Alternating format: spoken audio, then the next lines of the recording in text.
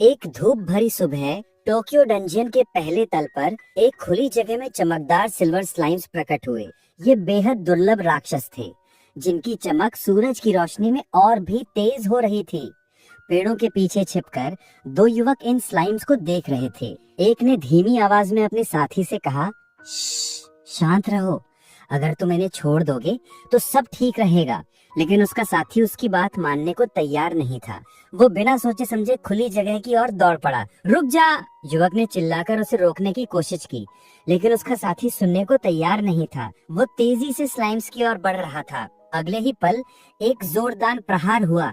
उसने अपनी तलवार से एक स्लाइम के कोर को दो टुकड़ों में चीर दिया। तलवार बाएं दाएं चल रही थी और कुछ ही सेकंड में सिल्वर स्लाइम्स का नामो निशान मिट गया। खुली जगह अब खाली थी और उस युवक की आंखों में हरी आग की तरह चमक थी। वो कोई और नहीं बल्कि ताकाहाशी यूको था। उसने न केवल स्लाइम्स को हराया, बल्कि उसे एस रैंक के 3 दुर्लभ उपकरण मिले: सिल्वर स्लाइम कवच, दस्ताने और जूते। ये सब देखकर वहाँ मौजूद एक हरे हुडी वाला युवक हैरान रह गया।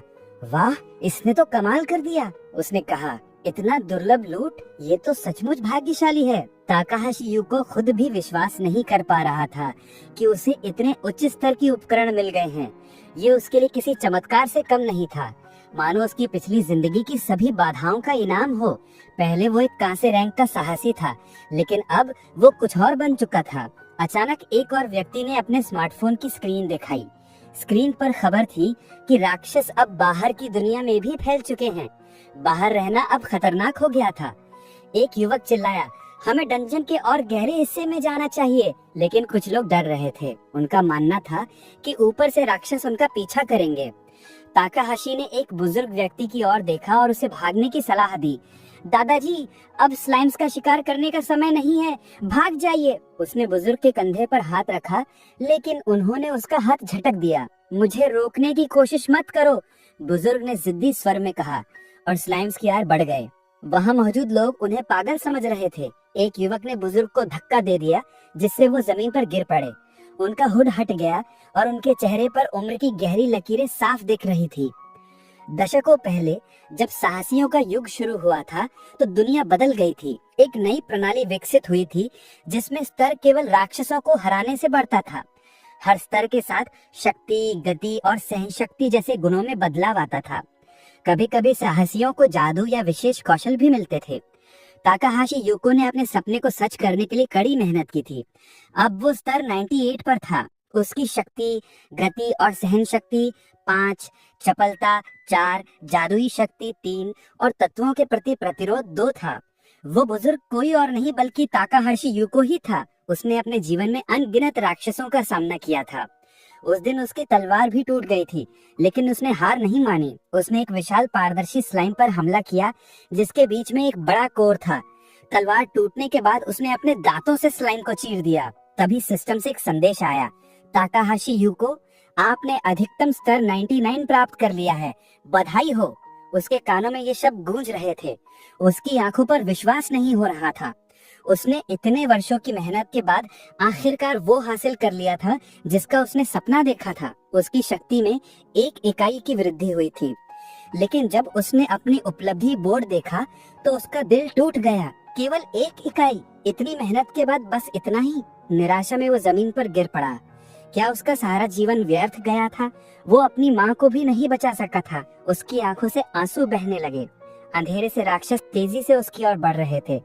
तभी एक विशाल राक्षस का पंजा उसकी ओर बढ़ा। उसका शरीर कुचलने वाला था, लेकिन तभी सिस्टम में एक त्रुटि हुई। एक संदेश चमका, ताकाहाशी यूको की सिस्टम में त्रुटि, जीवन पुनर्जनन और रोल बैक फंक्शन लागू, छुपे हुए पैरामीटर प्रकट, बोनस विशेषताएं प्लस 9999। उसने अपनी आंखें खोली। उसकी दृष्टि धुंधली थी, लेकिन वो जिंदा था। सामने एक मुस्कुराती हुई लड़की खड़ी थी। मिस्टर ताकाहाशी, बधाई हो, अब आप एक साहसी बन गए हैं। उसने एक पेंडेंट उसे थमाया। ताकाहाशी हक्का बक्का रह गया। वो उस दिन को याद करने लगा जब उसने साहसियों के गिल्ड में पंजीकरण कराया था। उसने अपने स्मार्टफोन की स्क्रीन देखी।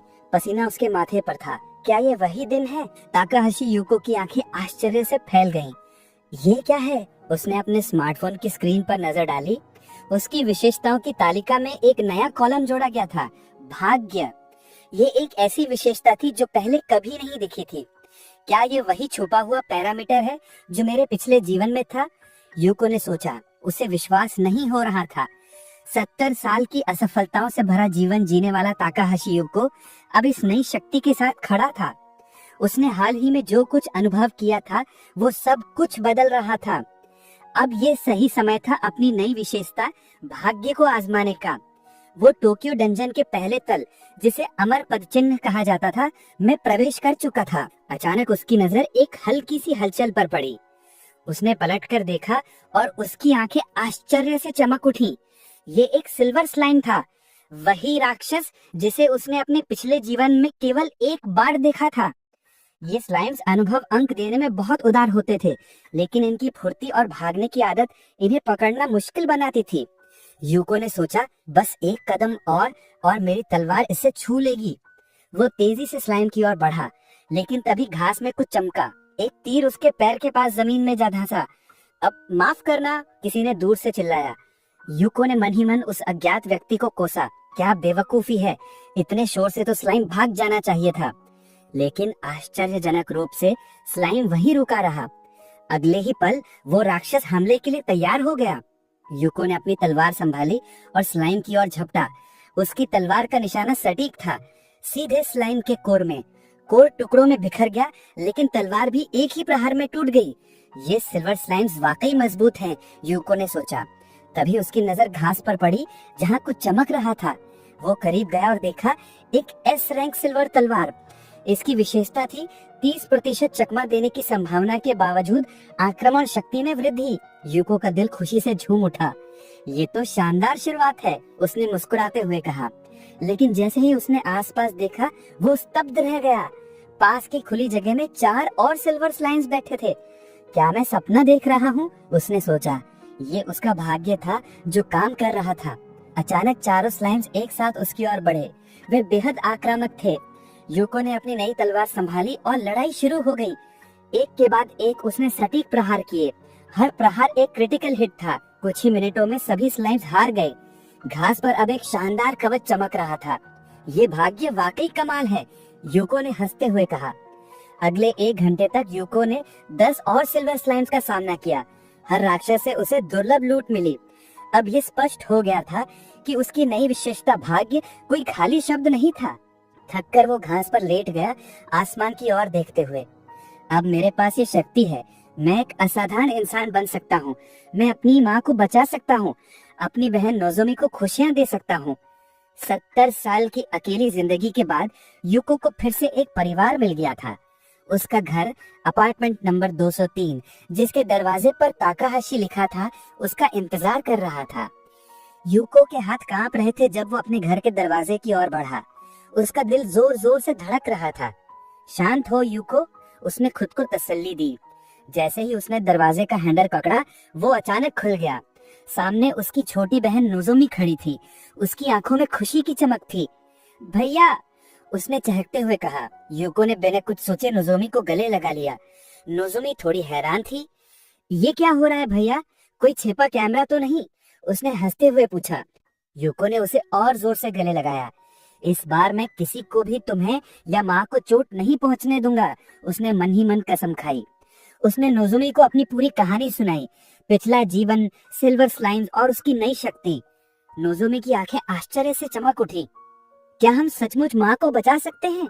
उसने पूछा। बिल्कुल, यूको ने मुस्कुराते हुए कहा। बस थोड़ी सी मेहनत और चाहिए। अगले दिन यूको ने अपने दुर्लभ लूट को नीलामी में बेच दिया। उसने 10 मिलियन की बोली लगाकर एक उच्च गुणवत्ता वाली हीलिंग पोशन खरीदी। फिर वो और नोजोमी अस्पताल की ओर चल पड़े, जहाँ उसकी माँ भर्ती थी। जैसे ही उन्होंने कमरे का दरवाजा खोला, माँ ने कमजोर लेकिन प्यार भरी आवाज में पूछा, तुम दोनों कैसे हो? यूको ने मुस्कुराते हुए जवाब दिया, माँ, हमें आपके बारे में पूछना चाहिए, आप कैसी हैं? नोजोमी ने एक डिब्बा खोला और अपनी माँ को स्वादिष्ट मिठाइयाँ दिखाई। माँ ने हल्के से डांटते हुए कहा, तुम्हें मेरे लिए इतना खर्चा नहीं करना चाहिए था। इस पैसे से तुम दोनों को कुछ खाना चाहिए था। यूको ने अपनी माँ का हाथ थामकर कहा, माँ, अब आपको पैसे की चिंता करने की जरूरत नहीं है। नोजोमी ने उत्साह से जोड़ा, और हमारे पास आपके लिए एक और तोहफा है। माँ का चेहरा आश्चर्य से भर गया। कैसा तोहफा? उन्होंने पूछा। यूको ने एक छोटी शीशी निकाली और कहा, मुझे पता है ये थोड़ा अजीब लगता है, लेकिन माँ आपको इसे पीना होगा। नोसोमी ने समझाया, भैया ने डंजन में पैसे कमाए और ये आपके लिए खरीदा। माँ हैरान थी। यूको, तुम तो अभी अभी साहसी बने हो, इतने पैसे कैसे कमा लिए? यूको ने हंसते हुए कहा, बस थोड़ा भाग्य मेरे साथ था। डंजन एक बड़ा लॉटरी है माँ। उसने फिर से शीशी को माँ की ओर बढ़ाया। माँ ने बिना किसी भैंस के शीशी का ढक्कन खोला और अमृत को धीरे धीरे पी लिया। अगले ही पल एक चमत्कार हुआ। माँ का शरीर हल्की सुनहरी चमक से भर उठा। यूको और नोसोमी की नजरें अपनी माँ पर टिकी थीं। माँ ने गहरी सांस ली और कहा, मुझे ऐसा लग रहा है जैसे मेरे कंधों से कोई भारी बोझ उतर गया हो। सांस लेना अब आसान है। यूको ने राहत की सांस ली और मुस्कुराया। नोसोमी ने उछलते हुए कहा, भैया तुमने कमाल कर दिया। माँ ने हंसते हुए कहा, लेकिन इस दवा का स्वाद तो बहुत खराब था। यूको ने तुरंत एक मिठाई माँ को दी ताकि वो उस कड़वे स्वाद को भूल सके। जब डॉक्टर ने माँ की जांच की तो उन्होंने आश्चर्य से कहा, आपके लक्षण कम हो गए हैं और बीमारी का बढ़ना रुक गया है। आपको बस थोड़े समय के लिए पुनर्वास की जरूरत है। कुछ समय बाद माँ पूरी तरह ठीक होकर घर लौट आई। यूको, नोसोमी और उनकी माँ फिर से एक छत के नीचे रहने लगे। ये किसी खुशहाल सपने जैसा था। एक शाम रात के खाने के बाद माँ ने खुद बर्तन धोने शुरू कर दिए। घर की दीवारों जैसा सुकून कहीं नहीं। उन्होंने मुस्कुराते हुए कहा। नोसोमी अपनी माँ की खुशी देखकर फूली नहीं समा रही थी, लेकिन यूको के चेहरे पर एक गंभीर भाव था। नोसोमी ने हैरानी से पूछा, भैया क्या बात है? यूको ने गहरी सांस ली और बोला, ये अमृत केवल अस्थायी उपाय है, ये माँ की बीमारी को पूरी तरह ठीक नहीं कर सकता। नोसोमी का चेहरा उदास हो गया। तो अब हम क्या करें? यूको ने समझाया, हमें एक असली जादुई अमृत चाहिए। वो दुनिया का सबसे बड़े साहसी द्वारा खोजा गया एक अनोखा आइटम है जो डंजन की 50वें तल पर मिलता है। इसे किसी भी कीमत पर नहीं खरीदा जा सकता। नोसोमी ने पूछा, क्या तुम उस टीवी पर दिखाए गए आइटम की बात कर रहे हो जो बस उसे इस्तेमाल कर सकता है जिसने उसे पाया? हाँ बिल्कुल, यूको ने कहा, वही मेरा लक्ष्य है। नोसोमी ने चिंता से पूछा, लेकिन क्या तुम इतनी गहराई तक जा पाओगे? वहाँ तो भयानक खतरे हैं। यूको ने मुस्कुराते हुए कहा, सैद्धांतिक रूप से ये असंभव है, मैं रास्ते में मर सकता हूँ। नोसोमी का चेहरा और उदास हो गया, लेकिन यूको ने उसे रोका। मैंने कहा ना, केवल सैद्धांतिक रूप से, मेरे पास भाग्य है और मेरे पिछले जीवन का ज्ञान भी। यूको ने बताया, मैंने सुना है कि 20वें तल का बॉस, एक प्राचीन गोलम, कभी कभी ये अमृत देता है, लेकिन उसका प्रकट होना बेहद दुर्लभ है। हमें एक दुर्लभ महाराक्षस से एक दुर्लभ आइटम चाहिए। ये पूरी तरह भाग्य का खेल है। उसने आके कहा, मेरे पिछले जीवन में मैंने केवल एक बार सुना था कि किसी ने इस गोलम से अमृत प्राप्त किया, लेकिन अब मेरे नए भाग्य के साथ मुझे यकीन है कि मैं इसे ढूंढ लूंगा। नोसोमी ने अपने भाई को देखा। उसकी आंखों में शक था, लेकिन साथ ही विश्वास भी। तुम कुछ भी कर सकते हो भैया, उसने हंसते हुए कहा। यूको का हौसला बढ़ गया। जब आपका परिवार आप पर विश्वास करता है तो कुछ भी असंभव नहीं है, लेकिन डंजन में जाने से पहले मुझे तैयारी करनी होगी। नोसोमी ने हैरानी से पूछा, तैयारी यानी क्या? यूको ने जवाब दिया, हर जगह एक रास्ता होता है नोसोमी। वो ड्रेसर की ओर गया जहाँ उनका पारिवारिक फोटो फ्रेम में सजा था। उसने अपनी सिल्वर स्लाइम तलवार उठाई, जिसकी विशेषता थी आक्रमण की शक्ति में वृद्धि, लेकिन 30% चकमा देने की संभावना। साथ ही उसने सिल्वर स्लाइम का आंसू लिया, जो 33% मौके के साथ नुकसान को कम करता था। नोसोमी ने पूछा, तुम अभी रवाना होने वाले हो? आमतौर पर योद्धा डंजन में भारी कवच पहनते हैं। यूको ने हंसते हुए कहा, मैं इतना मजबूत नहीं हूँ कि भारी कवच उठा सकूं। मेरी विशेषता मेरी सीमाएं दिखाती हैं। मुझे केवल अपने भाग्य पर ही भरोसा करना होगा। उसने अपनी स्किल्स की जांच की। माइटी लेड लंच, एक ऐसी युद्ध तकनीक जिसमें 30% संभावना थी कि 3 क्रिटिकल हिट्स लगातार लगे। नोसोमी ने सुझाव दिया, 5वें तल पर एलिस का माल्यार्पण है, वहाँ के राक्षसों से जादुई फल मिल सकता है जो तुम्हारी मदद करेगा। बिल्कुल, यूको ने कहा, लेकिन तुम चिंता मत करो, मैं अपना ख्याल रखूंगा। नोसोमी ने अपने भाई को गले लगाया, तुम्हें कुछ नहीं होगा भैया, बस माँ को ठीक करने वाला अमृत ले आना। यूको ने मुस्कुराते हुए सर हिलाया। उसका दिल जोश से भरा हुआ था। वो जानता था कि ये यात्रा आसान नहीं होगी, लेकिन अपने परिवार के लिए वो कुछ भी करने को तैयार था। ताकाहाशी यूको के रवाना होने से पहले नोसोमी ने उनके लिए एक छोटा सा पैकेट तैयार किया था, जिसमें रास्ते के लिए कुछ खाने का सामान था। तुम्हें जंगल में फल तो मिल ही जाएंगे, लेकिन फिर भी ये रख लो, उसने मुस्कुराते हुए कहा। यूको ने अपनी बहन की ओर देखा और दिल से शुक्रिया अदा किया। तुम्हारा ख्याल रखने के लिए धन्यवाद नोसोमी। एक पैकेट सिस्टम विंडो में प्रदर्शित हुआ। यूको ने दरवाजा खोला और अपने घर से बाहर कदम रखा। एक नए साहसिक सफर उसका इंतजार कर रहा था। टोक्यो डंजन का 5वां तल, जिसे एलिस का माल्यार्पण कहा जाता था, एक घना और रहस्यमय जंगल था। पेड़ों की टहनियों पर बैंगनी रंग के भूतिया मशरूम चमक रहे थे। मांसाहारी पौधे कीड़ों को अपना शिकार बना रहे थे। यूको ने सावधानी से कदम बढ़ाए, अपने नक्शे पर भरोसा करते हुए। ये तल निचले स्तर का माना जाता था और पहले ही कई साहसियों द्वारा साफ कर दिया गया था। जब तक मेरे पास नक्शा है, कोई समस्या नहीं होगी, उसने मन ही मन सोचा। जंगल में आगे बढ़ते हुए यूको की नजर एक चींटी मानव जैसे पेड़ों के समूह पर पड़ी। वो जानता था कि ये चींटियां छलावड़ का इस्तेमाल करती थीं। बाहर से वे साधारण पेड़ जैसे दिखते थे, लेकिन करीब से देखने पर उनके पत्तों में नसों की कमी और जड़ों का अजीब दिशा में फैलाव स्पष्ट था। ये जड़ें उनके पैरों की तरह थीं, जिनसे वे जंगल में घूमते थे। अचानक एक पेड़ के तने पर लाल आंखें चमकी। यूको की आंखों में चमक आ गई। उसने अपनी सिल्वर स्लाइम तलवार निकाली और एक जोरदार प्रहार किया। Critical hit. राक्षस 2 टुकड़ों में बट गया। बस इनके प्रकट होने की भविष्यवाणी करनी है और काम हो गया, उसने मुस्कुराते हुए सोचा। जमीन पर एक जादुई फल चमक रहा था। यूको ने उसे उठाया और एक काट लिया। स्वाद हल्का सा नाशपाती और सेब जैसा था। स्वाद मायने नहीं रखता, उसने खुद को याद दिलाया और अपनी विशेषताओं की जांच की। जादुई फल ने उसकी शक्ति में मामूली वृद्धि की थी। ये छोटा सा प्रभाव भी मुझे एक मजबूत योद्धा बना सकता है, उसने उत्साह से सोचा। यूको ने चींटी राक्षसों का शिकार शुरू किया। वो लड़ता, फल खाता, फिर लड़ता। दिन के अंत तक वो जादुई फलों के स्वाद से तंग आ चुका था। उसने नोसोमी का दिया हुआ खाना निकाला और दोपहर का भोजन किया। भोजन के बाद उसने अपनी प्रगति जांची। अच्छा, मैं मध्यवर्ती युद्ध स्तर पर पहुंच गया हूँ, वो खुशी से मुस्कुराया। लेकिन अब समय था वापस लौटने का। तभी उसे किसी की मौजूदगी का एहसास हुआ। यूको ने तेजी से पलटकर चिल्लाया, कौन है वहाँ? अरे, तुम सारा लूट अकेले नहीं ले सकते, एक कर्कश आवाज गूंजी। 2 लोग खुली जगह में प्रकट हुए। एक के दांत सोने की तरह चमक रहे थे और दूसरे की उंगली में एक चमकदार अंगूठी थी। यूको ने ठंडे स्वर में जवाब दिया, मुझे तुम्हारे साहसिक प्रमाण पत्र दिखाई नहीं दे रहे। क्या तुम वे लोग हो जो दूसरों की मेहनत का फायदा उठाते हैं? छोटे कद के आदमी ने हंसते हुए कहा, हाँ, और यह एक बिगड़ा हुआ बच्चा है जो अपने उपकरणों पर निर्भर है। दूसरे ने धमकी दी, अच्छे से अपना सामान दे दो तो हम तुम्हें जिंदा लिए हुए हैं। यूको ने बिना समय गवाए आक्रमण किया। उसकी तलवार तेजी से चली और पहला डाकू जमीन पर गिर पड़ा। करीब था लेकिन सब ठीक रहा, यूको ने सोचा। डाकू ने बीस्टिंग लंच का इस्तेमाल किया था, एक 25वें दर का स्किल जो सटीक प्रहार की गारंटी देता था और आक्रमण की शक्ति को 30% कम कर देता था। लेकिन यूको के सिल्वर स्लाइम के आंसू से भीगे कपड़ों ने नुकसान कम कर दिया। अगर मेरा भाग्य साथ नहीं देता तो मेरा पेट अभी छलनी हो गया होता। दूसरा डाकू डर से कांप रहा था। यामादा को एक ही मुक्के में ढेर कर दिया, उसने डरते हुए कहा। यूको ने शांत स्वर में कहा, हथियार डाल दो तो जान बचा लोगे। लेकिन डाकू ने हार नहीं मानी। मुझे कम मत समझना, वो चिल्लाया। दूरी से युद्ध आसानी से हार जाता है। यूको ने जवाब दिया, तुम सही कह रहे हो, मैं तुम तक नहीं पहुंच सकता। डाकू ने आत्मविश्वास से मुस्कुराया, सोच कर कि यूको ने हार मान ली है। लेकिन यूको ने हार नहीं मानी थी। उसने एक पोर्टल सक्रिय किया और उसमें से एक रंग बिरंगा जादुई डंडा निकाला। डाकू हंस पड़ा, ये क्या बेकार चीज है, मेरा जादुई डंडा इससे ज्यादा बेहतर है। यूको ने अपना डंडा हवा में लहराया। ये विपत्ति का पदार्थ था जो उसने बैरनएंड को हराकर प्राप्त किया था। ये एक दुर्लभ आइटम था जो यादृच्छिक जादू उत्पन्न करता था।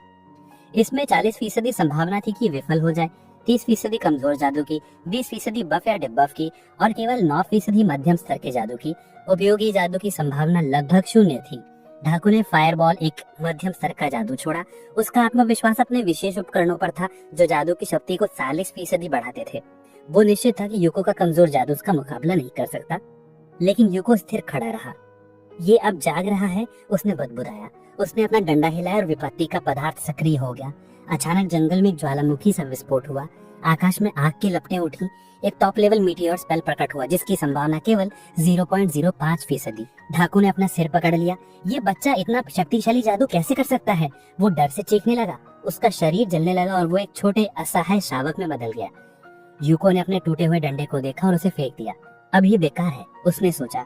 वो अपनी जीत से खुद भी हैरान था। मेरा भाग्य वाकई कमाल का है। यूको ने दोनों डाकुओं को बांध लिया। इन्हें यहाँ छोड़ना ठीक नहीं, उसने सोचा।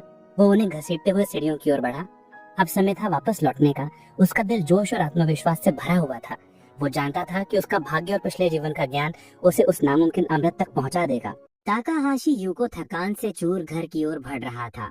डंगियों से लौटने का ये सफर किसी कंप्यूटर गेम जैसा लग रहा था। उसने दोनों डाकुओं यामादा और हाशिमोतो को पुलिस के हवाले कर दिया था। पूछताछ सूरज के क्षितिज पर आने तक चली और तब जाकर यूको को अपनी थकान का एहसास हुआ। वो अभी घर नहीं जा सकता था, उसे एक जगह रुकना था, साहसियों के गिल्ड का कार्यालय। वहां पहुंचते ही उसने रिसेप्शन पर बैठी लड़की से कहा, मुझे माफ करें, मैं काफी समय से संपर्क में नहीं था। कुछ छोटी मोटी परेशानियां थीं। लड़की ने मुस्कुराते हुए पूछा, आप मिस्टर ताकाहाशी यूको है ना? उसकी मुस्कान में एक चमक थी। पुलिस ने हमें आपके कारनामों के बारे में बता दिया। आपकी जीत पर बधाई हो। उसने बताया कि यूको का रैंक अब कांच से बढ़कर सिल्वर हो गया है। यूको अवाक रह गया। जरूर कोई गलती हुई होगी, उसने सोचा। मैंने तो कुछ खास नहीं किया। सिल्वर रैंक हासिल करना आसान नहीं था। प्रतिभाशाली साहसियों को भी इसके लिए कम से कम 3 साल लगते थे। इसके लिए दुर्लभ वस्तुएं जमा करनी पड़ती थीं, कई राक्षसों को हराना पड़ता था और गिल्ड के लिए महत्वपूर्ण योगदान करना पड़ता था। लेकिन रिसेप्शनिस्ट ने स्पष्ट किया, कोई गलती नहीं हुई मिस्टर ताकाहाशी। आपने क्रिम्सन हैंड्स गिरोह के 2 अपराधियों को पकड़ा। ये कोई छोटी उपलब्धि नहीं है। यूको को यकीन नहीं हो रहा था। तो उन नीचों को पकड़ने से मुझे इतने अंक मिले कि मैं सिल्वर रैंक तक पहुंच गया, उसने मन ही मन सोचा। लड़की ने आगे कहा, आपने बहुत मेहनत की है। वे दोनों अपराधी सिल्वर रैंक के साहसियों के बराबर ताकत रखते थे। यूको को आश्चर्य हुआ। अगर मेरा भाग्य साथ ना देता तो शायद मैं मुसीबत में पड़ जाता। उसने सिल्वर पेंडेंट को हाथ में लिया और कहा, मैं तो बस भाग्यशाली था। लड़की ने हंसते हुए जवाब दिया, फिर वही विनम्रता। ये सिल्वर रैंक के साहसी को शोभा देता है। हम आपके डंजन के निचले तलों पे और कारनामे देखने को उत्सुक हैं। उसने बताया कि कांच से रैंक के साहसी 10वें तल तक, सिल्वर रैंक वाले 30वें तल तक जा सकते हैं और गोल्ड रैंक वालों पर कोई प्रतिबंध नहीं होता। यूको ने सिल्वर पेंडेंट को गले में डाला। उसका लक्ष्य कम से कम 20वें तल तक पहुंचना था, जहां प्राचीन गोलेम से वो जादुई अमृत मिल सकता था। लड़की ने चेतावनी दी, मुझे आप पर भरोसा है, लेकिन 20वां तल बहुत खतरनाक है। अकेले वहां जाना ठीक नहीं है। यूको ने उसकी चिंता के लिए धन्यवाद दिया और मुस्कुराते हुए बाहर की ओर बढ़ गया। मैं इतनी जल्दी बड़ा हो गया। उन डाकुओं से मुलाकात भी मेरे भाग्य का हिस्सा थी। अचानक किसी ने उसे पुकारा। यूको ने पलट कर देखा। एक वृद्ध व्यक्ति जिसने टोपी और सिलेंडर हैट पहन रखी थी। क्या आपके पास मेरे लिए 1 मिनट है? उसने पूछा। यूको रुक गया। जी बताइए, बुजुर्ग ने पूछा। क्या आप वही साहसी हैं जिसने उन अपराधियों को पकड़ा? उसने 2 नाम लिए, यमादा जिम्बे 20 साल 180 सेंटीमीटर चोर और हत्यारा, इनाम 10 लाख येन, और हाशिमोतो हिरोशी 30 साल 150 सेंटीमीटर चोर और हत्यारा, इनाम 10 लाख येन। यूको ने जवाब दिया, हाँ, उन्होंने मुझ पर हमला किया था। बुजुर्ग का चेहरा टोपी की छाया में छिपा था, लेकिन उसकी आवाज कांप रही थी। उसने यूको का हाथ पकड़ा और कहा, धन्यवाद। उन नीचों ने मेरे बेटे को मार डाला था।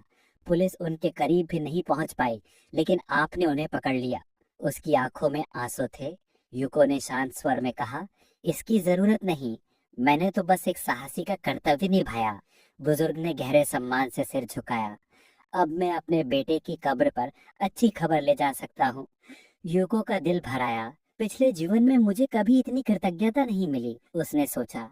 वो अपने हाथों को देखने लगा। ऐसी बातें सुनना वाकई सुखद था। लेकिन तभी एक विचार ने उसे झकझोर दिया। अगर सब कुछ वैसा ही रहा जैसा पिछले जीवन में था, तो ये दुनिया नष्ट हो जाएगी। वो समय तब आएगा जब यूको बूढ़ा हो चुका होगा।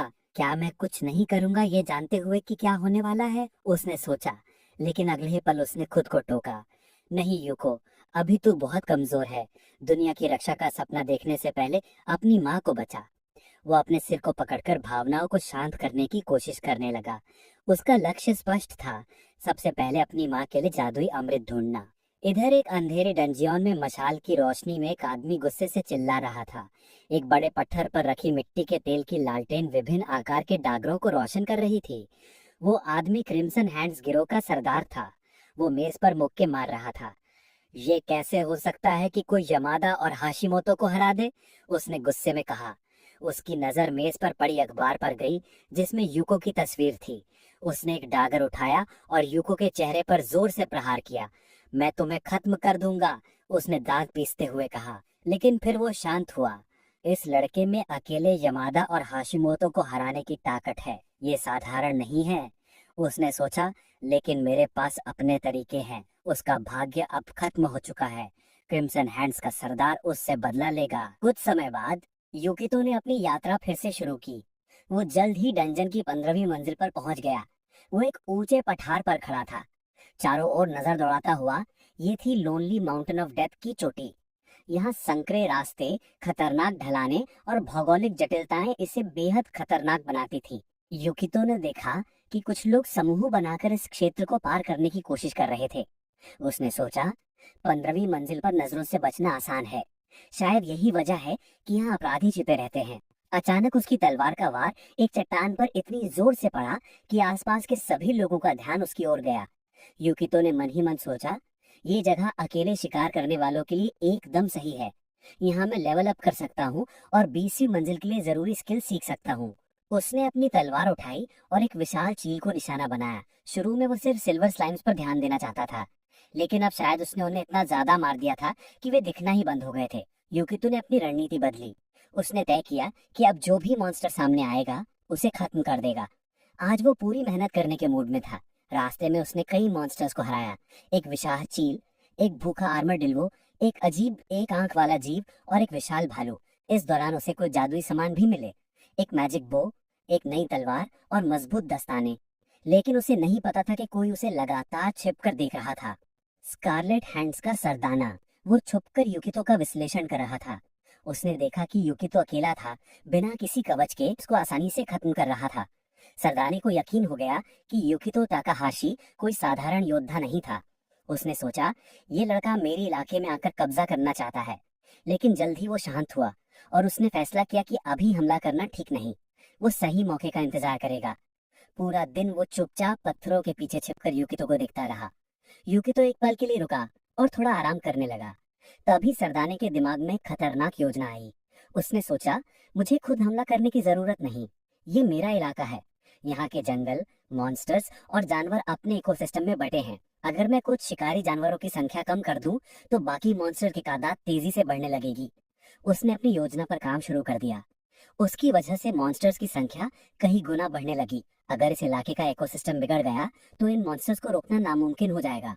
रात में अपने अड्डे पर लौटकर सरदाने ने आराम किया। सुबह होते ही उसने फैसला किया कि अब समय आ गया है। उसका मानना था कि युकितो ताकाहाशी का अंत बस एक दुर्घटना होगी। वो भी बाकी एडवेंचरर्स की तरह किसी मॉन्स्टर के हाथों मारा जाएगा। ऐसा अंत किसी का ध्यान नहीं खींचेगा। सरदाने के पास एक पाउच था जिसमें मॉन्स्टर कीड़ों को आकर्षित करने वाला एक खास पदार्थ था। उसने उन खतरनाक कीड़ों को युकितो पर हमला करने का आदेश दिया। मन ही मन उसने सोचा, ये कीड़े इस लड़के को जिंदा नहीं छोड़ेंगे। इधर अनजान युकितो एक जंगली सुअर को मारकर अंग जुटा रहा था।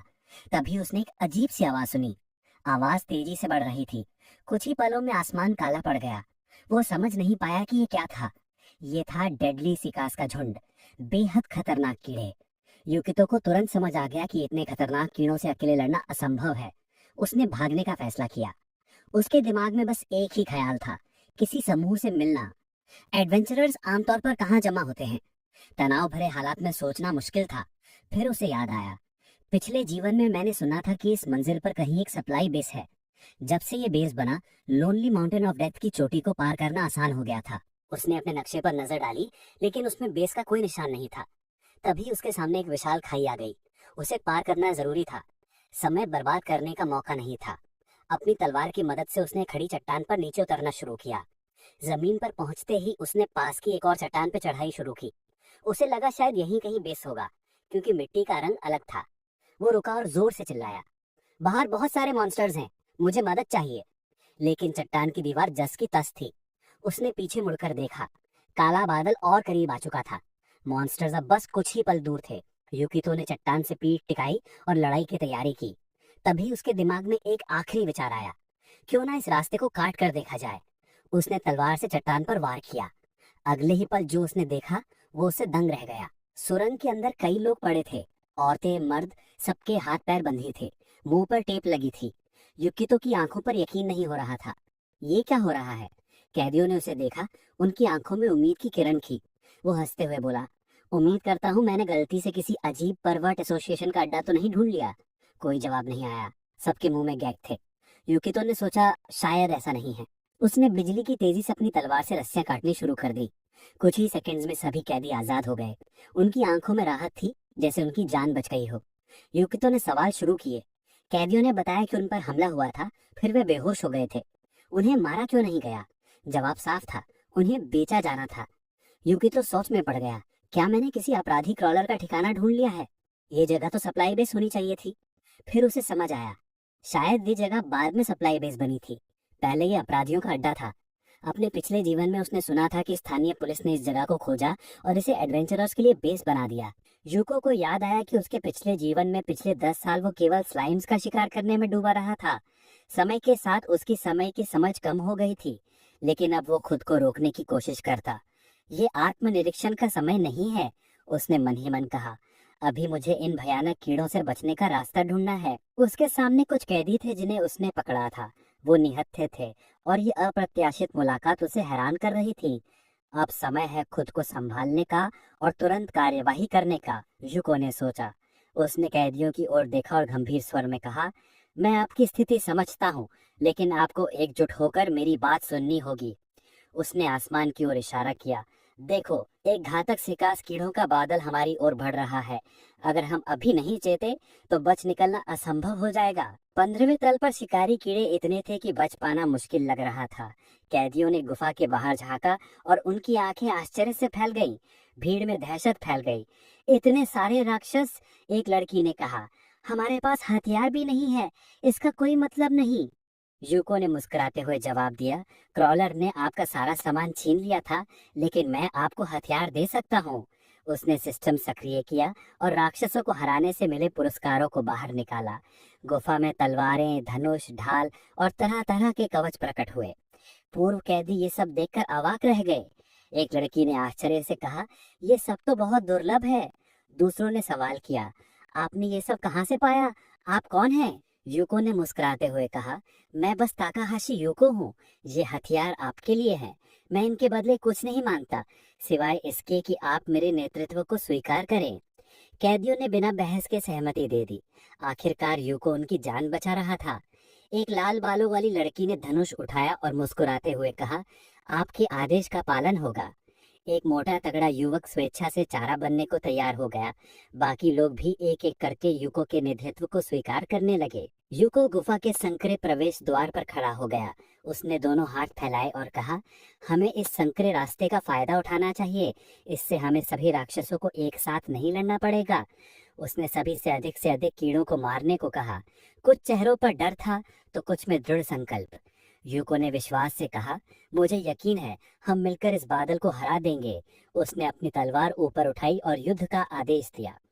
जैसे ही कीड़े गुफा तक पहुंचे, यूको ने एक एक करके उन्हें काटना शुरू किया। उसकी रणनीति काम कर रही थी। संकरा प्रवेश द्वार राक्षसों को एक साथ अंदर आने से रोक रहा था।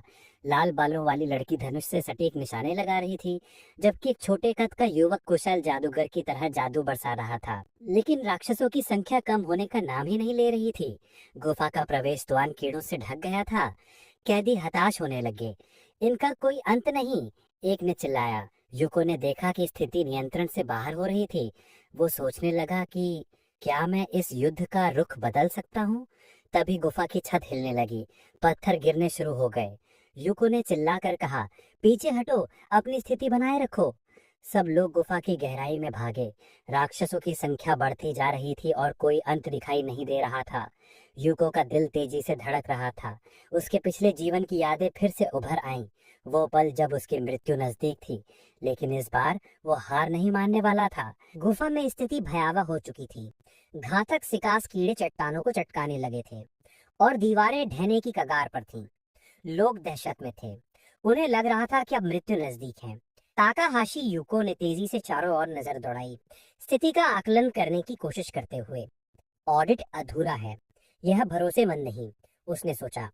तभी उसकी नजर एक टनल के पास फर्श पर पड़े विस्फोटक पर पड़ी। यह हमारी जान बचा सकता है, उसने उत्साह से सोचा। क्रॉलर्स ने शायद इसका इस्तेमाल टनल को चौड़ा करने के लिए किया होगा। वह तेजी से विस्फोटक की ओर बढ़ा और उसे उठा लिया। उसने जोर से चिल्लाकर सबको संबोधित किया, सब सुनो, गुफा में और विस्फोटक ढूंढो, यह हमारी आखिरी उम्मीद है। एक युवक ने जवाब दिया, विस्फोटक? हाँ, इसे हथियार की तरह इस्तेमाल किया जा सकता है। लड़कियां भी दौड़ पड़ी। सभी को इसमें अपनी जान बचाने की संभावना दिख रही थी।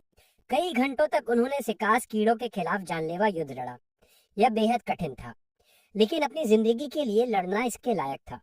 इस दौरान गुफा का केवल 1/3 हिस्सा बचा था। लोग अब और पीछे नहीं हट सकते थे।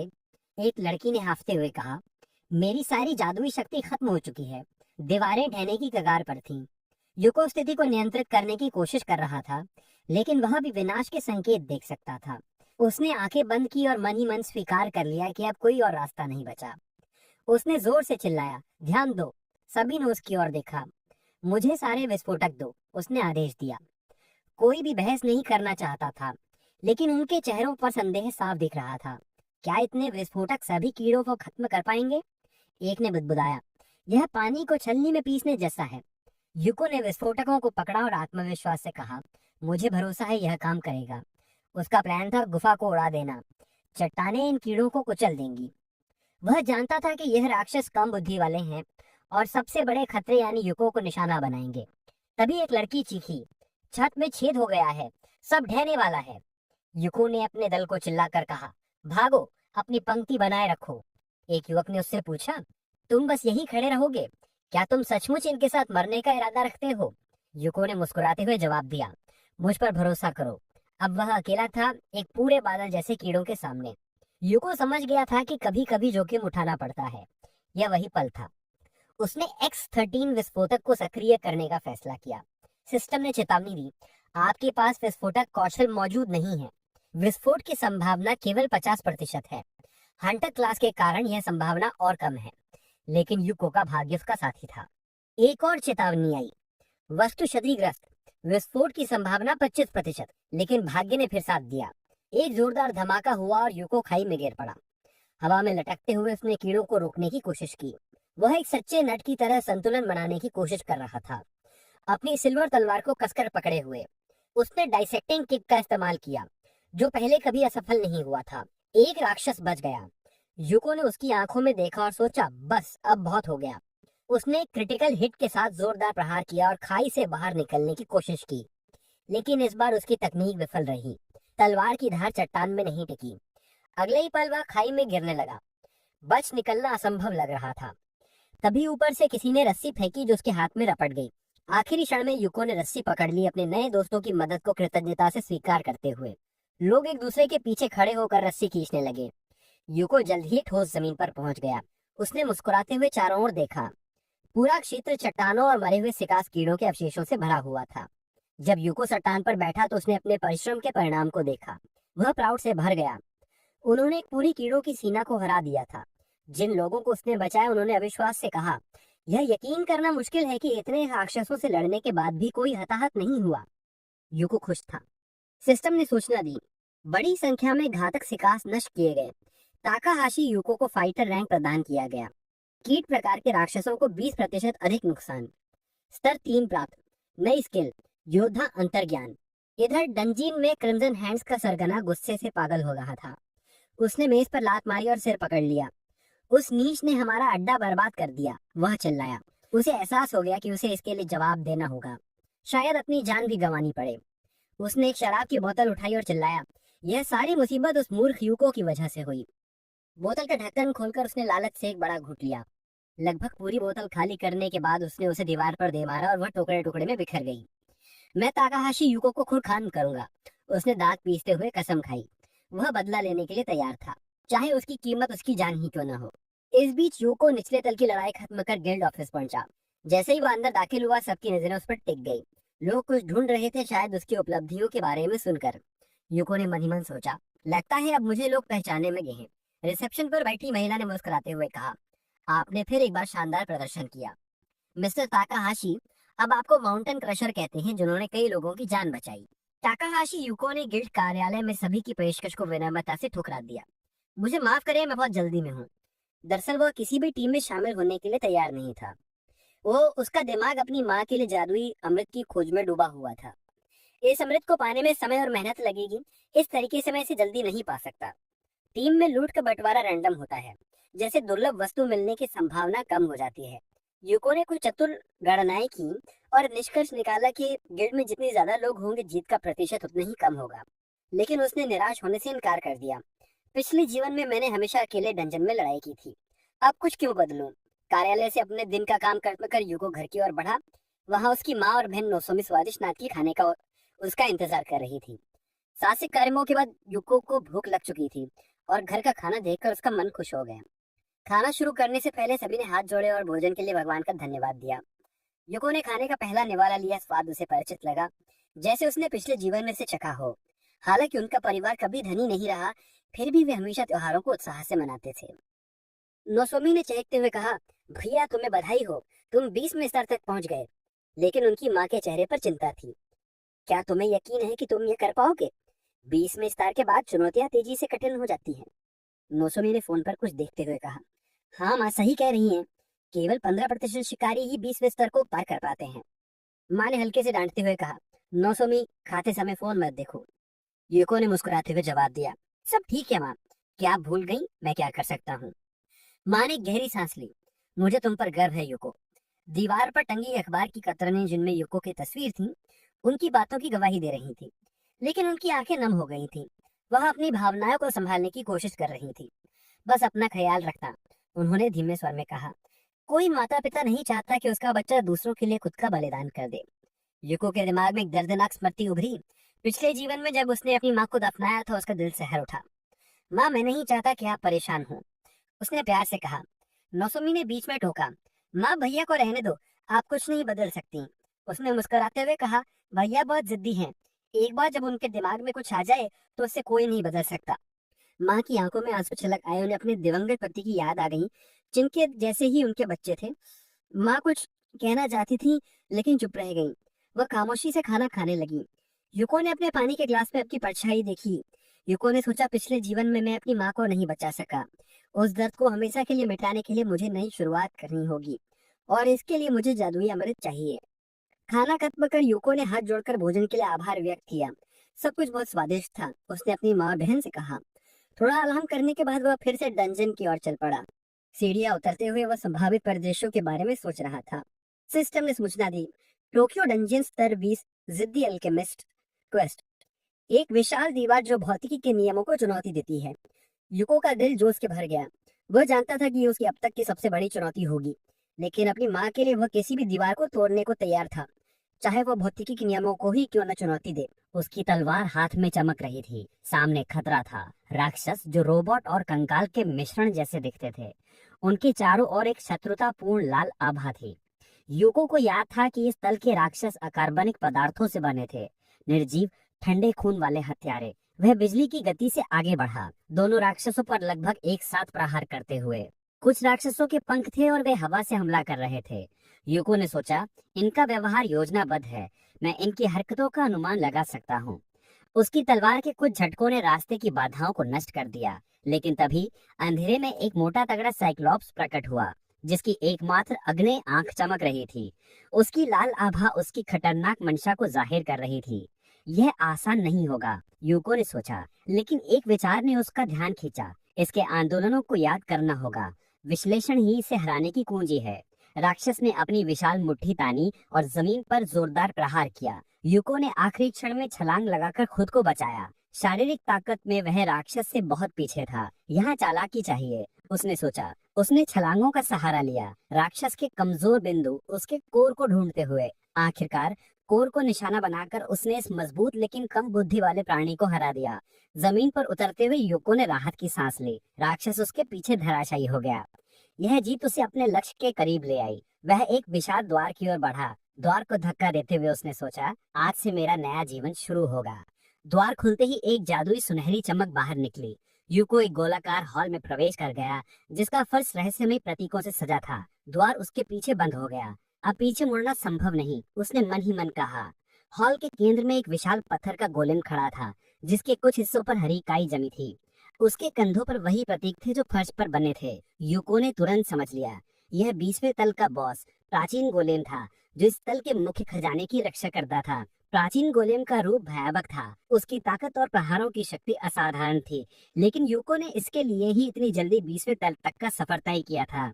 अब समय है, उसने सोचा। वह गोलेम पर झपटा। उसकी गति सामान्य थी, जो इस विशाल राक्षस के लिए आश्चर्यजनक थी। यूको ने ऊंची छलांग लगाई और अपनी तलवार से गोलेम के सिर पर प्रहार किया। उसका प्लान था राक्षस के कवच का एक टुकड़ा तोड़ना, ताकि वह उसके कमजोर बिंदु कोर तक पहुंच सके। लेकिन इस युद्ध को दूर से एक छिपा हुआ दर्शक देख रहा था, क्रिम्सन हैंड्स का सरगना। उसकी पिछली साजिश नाकाम रही थी और अब वह दरवाजे के पास छिपकर यूको की हार की उम्मीद कर रहा था। अचानक हॉल में लाल रोशनी तेज हो गई।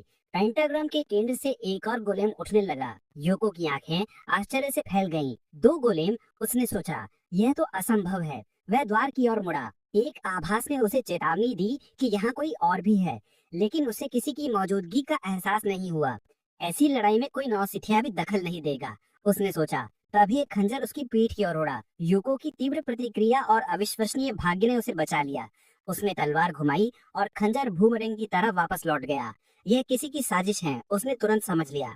छिपा हुआ हमलावर क्रिम्सन हैंड्स का सरगना गुस्से से दांत पीस रहा था। यह लड़का इतना भाग्यशाली कैसे हो सकता है, उसने सोचा। इसकी प्रतिक्रियाएं अविश्वसनीय हैं। लेकिन उसने हार नहीं मानी। उसके हाथ में एक और खंजर चमका। मेरे पास अभी फायदा है, उसने खुद को तसल्ली दी। उसने पहले ही पता लगा लिया था कि प्राचीन गोलेम को हराने के लिए कम से कम 4 लोगों की टीम चाहिए। उसने चुपके से हॉल में प्रवेश किया ताकि दूसरा गोलेम स्वतः प्रकट हो जाए। मेरे चोर कौशल और कैटवॉक स्किल के साथ मैं पूरी तरह सुरक्षित हूँ, उसने सोचा। उसका शैडो ट्विन स्किल उसे लगभग अदृश्य बना देता था और वह इतनी तेजी से चल सकता था कि ऐसा लगता था मानो वह एक साथ 2 जगहों पर हो। इसके अलावा उसके पास एक एस रैंक अदृश्यता चोगा था जो उसे दुश्मनों से पूरी तरह छिपा देता था।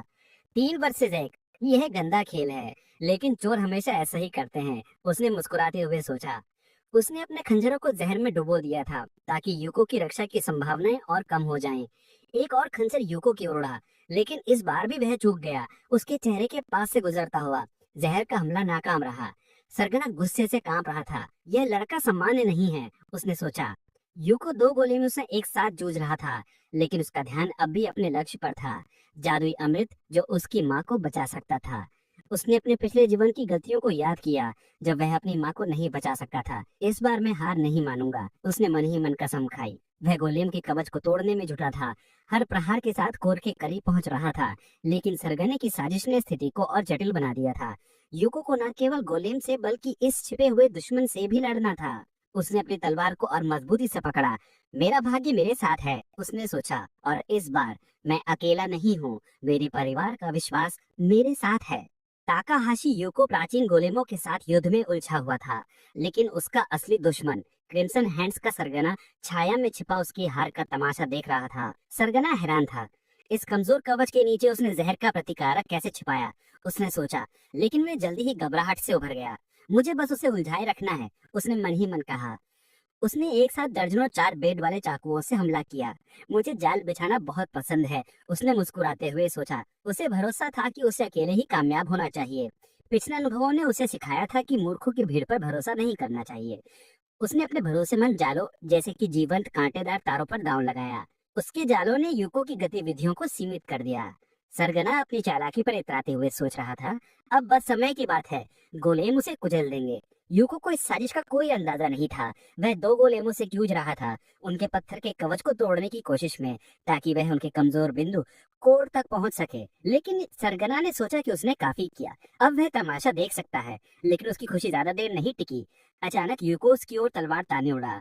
सरगने के माथे पर पसीना छलक आया। यह संभव नहीं है, उसने सोचा। यूको ने मुस्कुराते हुए कहा, जादुई सामान खत्म हो गया, तुमने मुझे कैसे देख लिया, उसने सोचा। यूको ने हंसते हुए जवाब दिया, मेरे शिकारी अंतर्ज्ञान ने मेरी मदद की। यह एक सामान्य स्किल है, क्या तुम्हें नहीं पता था? गुस्से से तिलमिलाते हुए सरगना चिल्लाया, झूठ मत बोलो, एक निम्न स्तर की स्किल कैसे किसी उच्च रैंक के चोर को ढूंढ सकती है? यूको ने शांत स्वर में कहा, ठीक है, मान लो यह झूठ है, अब तुम क्या करोगे? डर कर भाग जाओगे जैसे कोई पिल्ला? सरगना का चेहरा गुस्से से लाल हो गया। उसके माथे की नस फड़कने लगी। उसने अपनी तलवारें पकड़ी और यूको पर झपटा। मैं तुमसे बेहतर हूँ, वह चिल्लाया। यूको स्थिर खड़ा रहा, अदन का नाम डेरा बिना उनके दुश्मन का इंतजार करता हुआ। जब उनकी तलवारें टकराईं, तो धातु की टक्कर से चिंगारियां उड़ी। यूको अड़िग रहा, लेकिन सरगना बिजली के झटके की तरह पीछे उछला और जमीन पर गिर पड़ा। यूको ने मुस्कुराते हुए कहा, यह बात विजेता को कहना बेहतर होगा, तुम्हें नहीं लगता? उसने एक झटके में सरगने को दूर फेंक दिया। लेकिन सरगना हार मानने वाला नहीं था। तुमने मुझे कब देखा, कैसे ढूंढा, क्या यह सच में योद्धा अंतर्ज्ञान था? तुम झूठे। यूको ने सोचा कि उसे कुछ समझाने की जरूरत नहीं, खासकर जब वह झूठ नहीं बोल रहा था। उसने पहले ही योद्धा अंतर्ज्ञान स्किल एक्टिवेट कर ली थी, जो युद्ध में खतरे को पहचानने में मदद करती है। लेकिन इस सफलता की संभावना कम थी। 99% विफलता, 0.9% सफलता और 0.1% महान सफलता। सिस्टम ने एक संदेश दिखाया, महान सफलता, आप क्षेत्र में सभी खतरों को देख सकते हैं। यूको के दिमाग में एक तरह का रडार एक्टिव हो गया जो उसे हर खतरे की जानकारी दे रहा था। सरगना फिर से उसकी ओर बढ़ा। तुम अपने लेवल के लिए बहुत तेज हो, उसने चिल्लाया। शुक्रिया, यूको ने शांत स्वर में जवाब दिया और हमले की रोकने की तैयारी की। युद्ध जारी था। सरगना अपने चपल तौर पर सटीक प्रहारों पर इतराते हुए यूको को ताने मार रहा था। तुम बस एक निम्न रैंक के योद्धा हो, उसने कहा। लेकिन उसकी धमकियां खोखली नहीं थीं। एक प्रहार में उसने यूको के हाथ पर चोट पहुंचाई। तुमने असाधारण परिस्थितियों के लिए भी तैयारी की थी, उसने हंसते हुए कहा। लेकिन अपने घमंड में वह यह भूल गया कि यूको अब उसके पीछे था। यूको ने अपनी तलवार घुमाई। ऐसा लगा जैसे बस एक पल और वह अपने पीछा करने वाले को खत्म कर देगा। लेकिन सरगने की अपनी वृत्ति भी कम नहीं थी। उसने हवा में कलाबाजी खाई और खतरे से बच गया। तुम्हारी स्थिति अब भी गंभीर है, उसने तंज कसते हुए कहा। यूको ने जवाब नहीं दिया। उसने अपनी बीस्टिंग स्किल यूज की, जो एक गारंटेड प्रहार था। लेकिन सरगना ने हंसते हुए उसका मजाक उड़ाया। गारंटेड हमला है ना? उसने बटरफ्लाई डांस स्किल एक्टिवेट कर दी, जो यूको को भ्रमित कर रही थी। अब सरगना एक साथ कई जगहों पर दिख रहा था। क्या मैं फिर से चूक गया? यूको ने सोचा।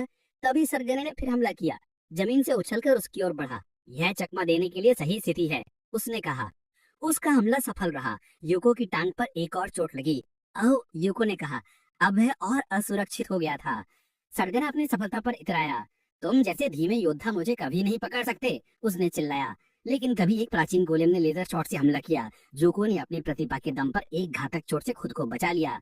सरगना ने तंज कसते हुए कहा, बीच तल वाकई मजेदार है। वह कुछ कदम दूर रुक गया, अपनी तलवारों से अजीब हरकतें करता हुआ। मैं इस तल के बॉस के हमलों को आसानी से चकमा दे सकता हूँ। यह विश्लेषण का कमाल है। गोलेम एक निश्चित पैटर्न में चलता है। तुमने भी यह जानकारी गिल्ड से खरीदी थी ना? यूको ने चुपचाप एक और प्रहार को रोका। वह दो गोलेमों और इस चोर के बीच फंसा हुआ था। तभी उसे अपनी टांग में तेज दर्द हुआ। उसने नीचे देखा। उसके खून में सना एक तेज ब्लेड। सरगने का एक और जाल। क्या आज मेरा भाग्य मुझे छोड़ गया?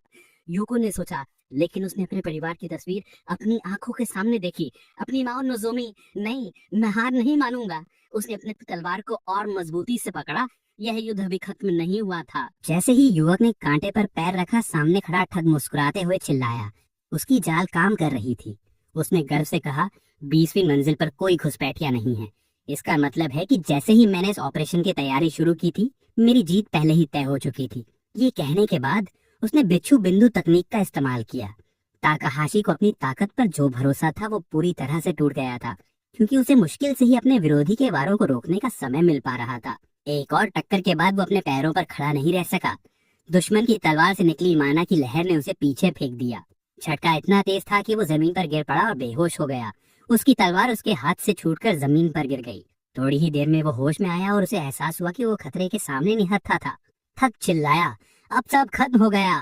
उसे यकीन था कि अब उसकी जीत निश्चित है। उसकी दोनों तलवारें तेजी से ताकाहाशी की तरफ बढ़ रही थी। ताकाहाशी डर से कांपता हुआ देखा, लेकिन अगले ही पल उसके चेहरे का भाव पूरी तरह से बदल गया। उसने दुश्मन को अपनी जीत दिखाते हुए कहा, मैं मजाक कर रहा था। फिर उसने हाथ घुमाया और अपना जाल सक्रिय कर दिया। अगले ही पल ठग एक बैंगनी गोले में फंस गया। वो यकीन नहीं कर पा रहा था कि वो ग्रेविटी ट्रैप में फंस चुका है। युवक ने मुस्कुराते हुए कहा, तुम कह रहे थे कि यहाँ कोई अनियमित सेनाएं नहीं है, लेकिन ऐसा नहीं लगता है ना? ठग खुद से सोचने लगा कि वो अपने मुंह को काबू में क्यों नहीं रख पा रहा है। ताकाहाशी ने कहा, जो जानकारी तुम्हारे पास है वो सिर्फ सामान्य हालातों में काम करती है। किसी को उम्मीद नहीं थी कि कोई पागल लड़का 20वीं मंजिल के बॉस से लड़ने आ जाएगा। तभी एक प्राचीन योद्धा ने उस स्थान पर वार किया जहाँ ठग फंसा हुआ था। ताकाहाशी मुश्किल से बच पाया। वो लगातार बोलता जा रहा था, अब तो प्रबंधन भी बदल चुका है क्योंकि ये डबल रेड है। उसने ठग का मजाक उड़ाया, तुम खुद को चोर कहते हो और ट्रैप भी नहीं देख पाए। ठग को यकीन ही नहीं हो रहा था। वो चीख पड़ा, ये असंभव है। तू तो एक कमजोर योद्धा है। तुझे तो जैसे सबको जैसा होना चाहिए था वैसा ही होना चाहिए था। उसे आसपास के खतरों का एहसास ही नहीं हुआ। तभी बॉस का जोरदार हमला सीधे ठग के चेहरे पर पड़ा। हमला इतना जबरदस्त था कि ग्रेविटी ट्रैप टूट गया और वो जमीन पर जा गिरा। जमीन पर पड़े पड़े मुश्किल से सांस लेते हुए उसने कहा, बहुत दर्द हो रहा है। 20वीं मंजिल का बॉस उसे अपनी विशाल उंगलियों से उठाता है और हवा में ऊपर ले जाके छोड़ देता है। ठग पत्थर की जमीन पर जोर से गिरता है। उसके खून से लथपथ हाथ कांपने लगते हैं। वो बम मुश्किल बुदबुदाया, मैं बदला भी नहीं ले सका। कैसे मैंने इस कम स्तर के योद्धा की ट्रैप को नजरअंदाज कर दिया? यूको ताकाहाशी ने मुस्कुराते हुए जवाब दिया, मैंने शुरू में ही कहा था, मेरी मदद मेरे योद्धा की सिक्स्थ सेंस ने की थी। ठग खांसते हुए जमीन पर खून की लकीरें छोड़ता है। ताकाहाशी ने खुश होकर कहा, अगर एंशिएंट बॉस को हराने के बाद तू अब भी जिंदा रहा तो मैं तुझे पुलिस के हवाले कर दूंगा। लेकिन ठग उतना कमजोर नहीं था जितना वो लग रहा था। सांसें समेटते हुए वो हाथों के सहारे उठने की कोशिश करता है और जैसे खुद से कहता है, मुझे धोखा मत दो। ताकाहाशी को बहुत तेज सुनने की क्षमता मिल चुकी थी, वो ये फुसफुसाहट सुन लेता है। अगले ही पल ठग जोर से चिल्लाता है, तो अब मैं ही तुझे अपने साथ नर्क में ले चलूंगा। अचानक उसके शरीर पर एक लंबी बेल्ट जैसी एम्यूनेशन स्ट्रिप प्रकट होती है। वो गरजते हुए कहता है, ये चीज तुम्हारे घटिया हथियार से कहीं ऊपर है। ये नया मोड़ ताकाहाशी को चौंका देता है। वो हड़बड़ाकर पूछता है, क्या तुम पूरी तरह पागल हो चुके हो? और वो सच में पागल सा ही लग रहा था, जैसे वो उसे किसी भी कीमत पर नष्ट करना चाहता था। ठग ने सिस्टम मॉनिटर को सक्रिय किया और हाँ के बटन को दबा दिया। इसके बाद एक जबरदस्त धमाका हुआ जिसने आसपास की हर चीज को उड़ा दिया। विस्फोट की लहर और उसके साथ उड़ती मलबे की बौछार वहां तक पहुंच गई जहां युकी तो खड़ा था। उसके पैरों के नीचे की जमीन दरकने लगी, फर्श में दरारें पड़ने लगी। देखते ही देखते वो इस आपदा के केंद्र में पहुंच गया। बचने की संभावना बहुत ही कम थी। अगले ही क्षण वो किसी अंधेरे गड्ढे में नीचे गिरने लगा। फिर एक जोरदार टक्कर के साथ वो पत्थर की जमीन पर गिरा। उसके सर पर गहरी चोट लगी और वो दर्द से कराह उठा। जैसे जैसे उसकी आंखें अंधेरे में देखने की आदी होती गईं, उसने ऊपर देखा कि वो कितनी ऊंचाई से गिरा है। कहीं ऊपर आसमान की एक हल्की सी झलक दिखाई दे रही थी। उसे लगा कि अब वो उठ नहीं सकेगा। थोड़ी देर तक वहीं पड़ा रहा, फिर हिम्मत करके बैठ गया। चारों तरफ नजर दौड़ाई तो उसे विश्वास ही नहीं हुआ। यहाँ एक छिपा हुआ कमरा था।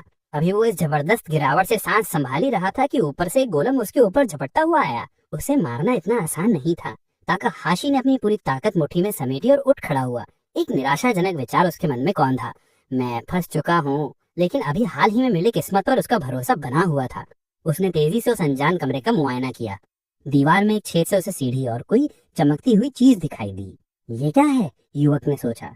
उसने नजरें केंद्रित की और देखा एक जादुई प्रकाश से चमकता खजाने का संदूक। ताकाहाशी मुस्कुराया, क्या मैं सच में इसे देख रहा हूँ? लगता है गुप्त कमरे और खजाने हमेशा साथ आते हैं। अब वो हर हाल में वहां पहुंचना चाहता था। शायद इसी कारण उसे नीचे गिराया गया था। इसी बीच दूसरा गोलम भी, जो शायद उन डाकुओं की मदद से सक्रिय हुआ था, कमरे में कूद पड़ा। अब कमरा बहुत तंग हो गया था। युवक ने सोचा, इतनी जगह नहीं बची कि मैं इन दोनों से बच पाऊं। उसने समझ लिया कि वो दोनों गोलम्स को सीधे लड़कर नहीं हरा सकता। अब चालाकी दिखाने का वक्त था। युवक ने सोचा, मेरे पास अब कोई चारा नहीं है, मुझे अपनी किस्मत इस खजाने पर दांव पर लगानी होगी। फिर एक तेज झटका देकर वो उठ खड़ा हुआ और गोलम के पैरों के बीच से छलांग मारने की कोशिश करनी चाहिए, जो खजाने की रक्षा कर रहा था। उसने जोर से जमीन पर पैर टिकाए और हवा में उछला, दूरी तय करने की भरपूर कोशिश की। युको ने गोलम के कंधे पर फिसलते हुए खुद को ऊपर की तरफ धकेला। एक पल और वो जमीन पर पहुंचने वाला था, खजाने के बिल्कुल करीब। लेकिन तभी दूसरा बॉस, जो खजाने की दिशा में खड़ा था, उसने लेजर फायर से हमला कर दिया। ताकाहाशी इस हमले की उम्मीद नहीं कर रहा था। पीठ पर सीधे वार हुआ, वो संतुलन खो बैठा। उसकी तलवार हाथ से छूटकर जमीन पर गिर गई। ताकाहाशी भी जमीन पर गिर पड़ा, खून थूकता हुआ कांपता रहा। युको ने खुद को दिलासा दी, कोई बात नहीं, मेरी रीढ़ की हड्डी नहीं टूटी, ये अपने आप में बड़ी बात है। उसने ऊपर देखा, खतरा अब भी बहुत करीब था। 20वीं मंजिल का बॉस अब उसे कुचलने ही वाला था। उसका विशाल पांव उसकी ओर बढ़ चुका था। इस बार ताकाहाशी की आंखों में डर साफ दिखाई दे रहा था। उसकी किस्मत अब उसका साथ छोड़ती सी लग रही थी। वो इतना घायल था कि पलटकर वार करना तो दूर, भाग भी नहीं सकता था। अगले ही पल असहनीय दर्द की लहर उसके शरीर में दौड़ गई। उसे हड्डियां टूटने की आवाज साफ सुनाई दी। योको की टांगें एंशिएंट गोलम के विशाल पांव के नीचे कुचल चुकी थी और उसके मुंह से पतली खून की धार फर्श पर गिरने लगी। वो दर्द के मारे लगभग बेहोश हो गया, लेकिन उसने हार मानने से इनकार कर दिया। उसने पूरी इच्छा शक्ति समेटी और जमीन पर मुक्का मारते हुए खुद से कहा, हार नहीं माननी है। दर्द इतना ज्यादा था कि उसे उल्टी आने लगी और उसके सामने वो खजाना रखा था जिसकी उसे बहुत उम्मीद थी। उसकी तलवार खजाने के संदूक के पास पड़ी थी, लेकिन वो अपने पैरों पर खड़ा नहीं हो पा रहा था। और गोलम, वो अब भी रुकने के मूड में नहीं था। वो अपने शिकार को पूरी तरह कुचलना चाहता था, इसलिए उसने एक बार फिर उसकी टांगों पर जोरदार प्रहार किया। युको की आंखों के सामने सब कुछ लाल हो गया। वो दर्द के मारे पागलों की तरह चीख पड़ा। अब नायक को अपना पूर्व जीवन याद आया। उस जीवन में मैंने 70 साल जी लिए थे, पर इस बार सब कुछ अलग है। ये कोशिश बहुत छोटी रही। असहनीय दर्द के बावजूद और अपनी टांगे हिला पाने में असमर्थ होने के बावजूद जुको धीरे धीरे घिसटता हुआ उस खजाने की ओर बढ़ने लगा। उसने तय किया कि यही उसका आखिरी मौका है खुद को बचाने का और अपनी माँ की मदद करने का। अकल्पनीय इच्छा शक्ति के सहारे पीड़ा को दबाते हुए युको किसी तरह खजाने के पास पहुंचा और उसने संदूक खोला। अचानक वहां से एक तेज नीली रंग की किरण निकली। उसका स्रोत था एक नीले रंग का चमकता रत्न। युकी तो मुस्कुराया। मैंने अपना लक्ष्य पा ही लिया, भले ही इस हालत में। उस जादुई पत्थर में जड़ा हुआ कंगन जबरदस्त माना से भरा हुआ था, लेकिन समय बहुत कम था क्योंकि गोलम उसे कुचल नहीं वाला था। बस कुछ ही सेकंड बचे थे। नायक ने झट से हाथ बढ़ाया और कंगन को पकड़ लिया। उसे सहज रूप से समझ आ गया कि अब उसे क्या करना है। उसने वो आर्टिफैक्ट अपनी कलाई पर पहन लिया और बुदबुदाया, अब ये मेरे पास है, यानी मैं जीत गया। किस्मत अब भी मेरे साथ है। ये था परिवर्तनीयता का कंगन, एक दुर्लभ वस्तु जो पहनने वाले को किसी भी स्थान पर पहुंचा सकती थी। कंगन का विवरण पढ़कर योगितो को यकीन हो गया, यही मुझे अभी चाहिए। अब गोलम बहुत करीब था और उसके विशालकाय का साया उस पर पड़ चुका था। योगितो ने कंगन को सक्रिय करने की कोशिश की, लेकिन उसके सफल होने की संभावना बहुत ही कम थी क्योंकि ये कंगन उसके क्लास के लिए उपयुक्त नहीं था। हर पल के साथ सफलता की संभावना थोड़ी थोड़ी बढ़ रही थी और तभी जब गोलम लगभग उस पर गिरने ही वाला था, कंगन सक्रिय हो गया। उस जगह पर जहाँ योगितो था, एक भारी पत्थर जोर से गिरा। सब कुछ थमसा गया, ना कोई आवाज, ना कोई हलचल। अचानक कंगन से एक विशेष ध्वनि निकली और टाकाहाशी यूको खड़ा हुआ गोलम के पीछे प्रकट हो गया। यूको ने सीधा वार किया उस पत्थर के राक्षस के जादुई हृदय पर। अब उसका जीतना तय था। बॉस क्रोधित होकर लेजर बीम एक्टिवेट करता है, लेकिन शायद वो नहीं समझ पाया कि हमला कौन कर रहा है और गलती से अपने ही साथी गोलम की तरफ बीम दाग देता है। लाल रंग की किरण सीधे अपने लक्ष्य को चीर देती है। स्थिति अब भी बहुत कठिन थी। दूसरा गोलम बुरी तरह घायल हो चुका था, लेकिन वो भी जिंदा था। लेकिन युक्को ने हार मानने का नाम नहीं लिया। अब वो एक जगह से गायब होकर दूसरी जगह प्रकट होता है। इस बार वो पहले बॉस को हमेशा के लिए खत्म करना चाहता है। युको अब गोलम के दिल तक पहुंचने की कोशिश करता है ताकि उसे नष्ट कर सके, लेकिन अचानक उसका संतुलन बिगड़ने लगता है क्योंकि गोलम उठने की कोशिश करता है, जिससे वो उसका साथ छोड़ देता है। उसी क्षण दूसरा बॉस युको को गिरते हुए पकड़ने की कोशिश करता है। पत्थर का गोलम झपटता है और जोरदार प्रहार करता है, लेकिन यूको अपने विरोधियों की हरकतों को पहले से ही भांप चुका है। वो फिर से कंगन का इस्तेमाल करता है। इस बार वो गोलम के पीठ के पीछे प्रकट होता है और रक्षा को भेदने की कोशिश करता है। अब असली हमले का प्रारंभ होता है। पत्थर का राक्षस अचानक घूमता है और झटके से उस परेशान करने वाले लड़के को नीचे गिराने की कोशिश करता है। यू को तुरंत स्थिति बदलता है, जितनी तेजी से हो सके। मैं तब तक लड़ूंगा जब तक मेरी आखिरी सांस चल रही है। गोलम अब महसूस कर रहा था कि ये लड़का उसकी रक्षा को भेदने की कोशिश कर रहा है, लेकिन चाहे वो जितना भी तेज हो, वो यूको को पकड़ नहीं पाता। यूको एक गोलम से दूसरे गोलम पर छलांग लगाता है, कोशिश करता है कि उनके हृदय तक पहुंचे। धीरे धीरे लेकिन निश्चित रूप से वो अपने लक्ष्य के करीब पहुंचता जा रहा था।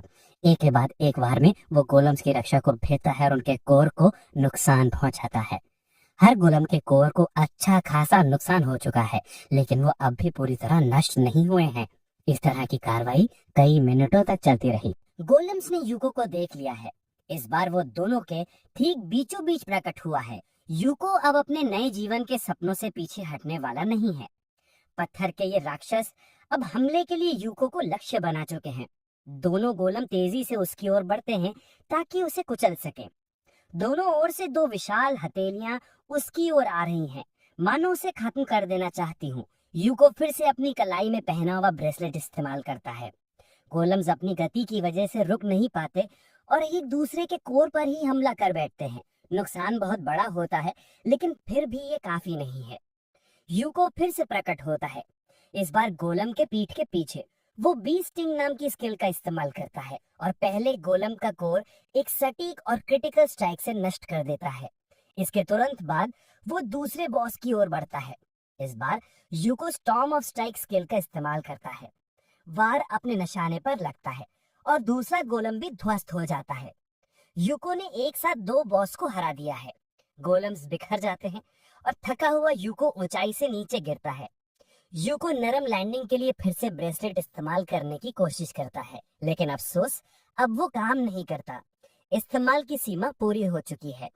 लड़का गोलम्स के पीछे छोड़े गए धूल और रेत के ढेर में गिर जाता है। यूको टाकाहाशी ने दो प्राचीन गोलम बॉस को हराया और उसे एक लेजेंडरी क्लास की वस्तु मिली, एक एलिक्सर। लड़के ने देखा कि उसके सामने कुछ और भी प्रकट हो रहा है। दो दो लेजेंडरी एलिक्सर्स एक साथ। वो फिर से किस्मत वाला निकला। बिना ज्यादा सोचे लड़का उनमें से एक एलिक्सर अनकॉक करता है और एक ही घूंट में उसे पी जाता है। काश पता चलता उसका स्वाद कैसा था। जैसे ही आखिरी बूंद उसके शरीर में जाती है, असली जादू शुरू होता है। एक जादुई हरी रोशनी उसके शरीर को घेर लेती है। टूटी हुई टांगे चमत्कारिक रूप से ठीक होने लगती हैं। शरीर पर आया सबसे छोटा घाव तक गायब हो जाता है। ऐसा लगता है जैसे उसके फटे पुराने कपड़े भी अब बिल्कुल साफ हो गए हों। अब सब खत्म हो चुका था। यूको एक बार फिर ऊर्जा से भर गया था और नए कारनामों के लिए तैयार था। सब कुछ बिल्कुल सही हो रहा था। वो अब भी जिंदा था और अपनी माँ के लिए एलिक्सिर हासिल कर चुका था।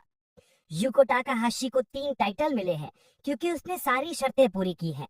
सर्वाइवर, डिफेंस में +10, 2 दैत्यों का सहारक, स्ट्रेंथ में +20 और कानून का निर्णायक, आर्बिटर ऑफ द लॉ, इसमें डेक्सटेरिटी में +10। कुछ समय बाद यूको अपना इन्वेंटरी चेक करता है। वो बहुत खुश है कि उसकी योजना सफल रही और उसे ये दुर्लभ वस्तु मिल गई। अब बस इस जगह से निकलना बाकी है।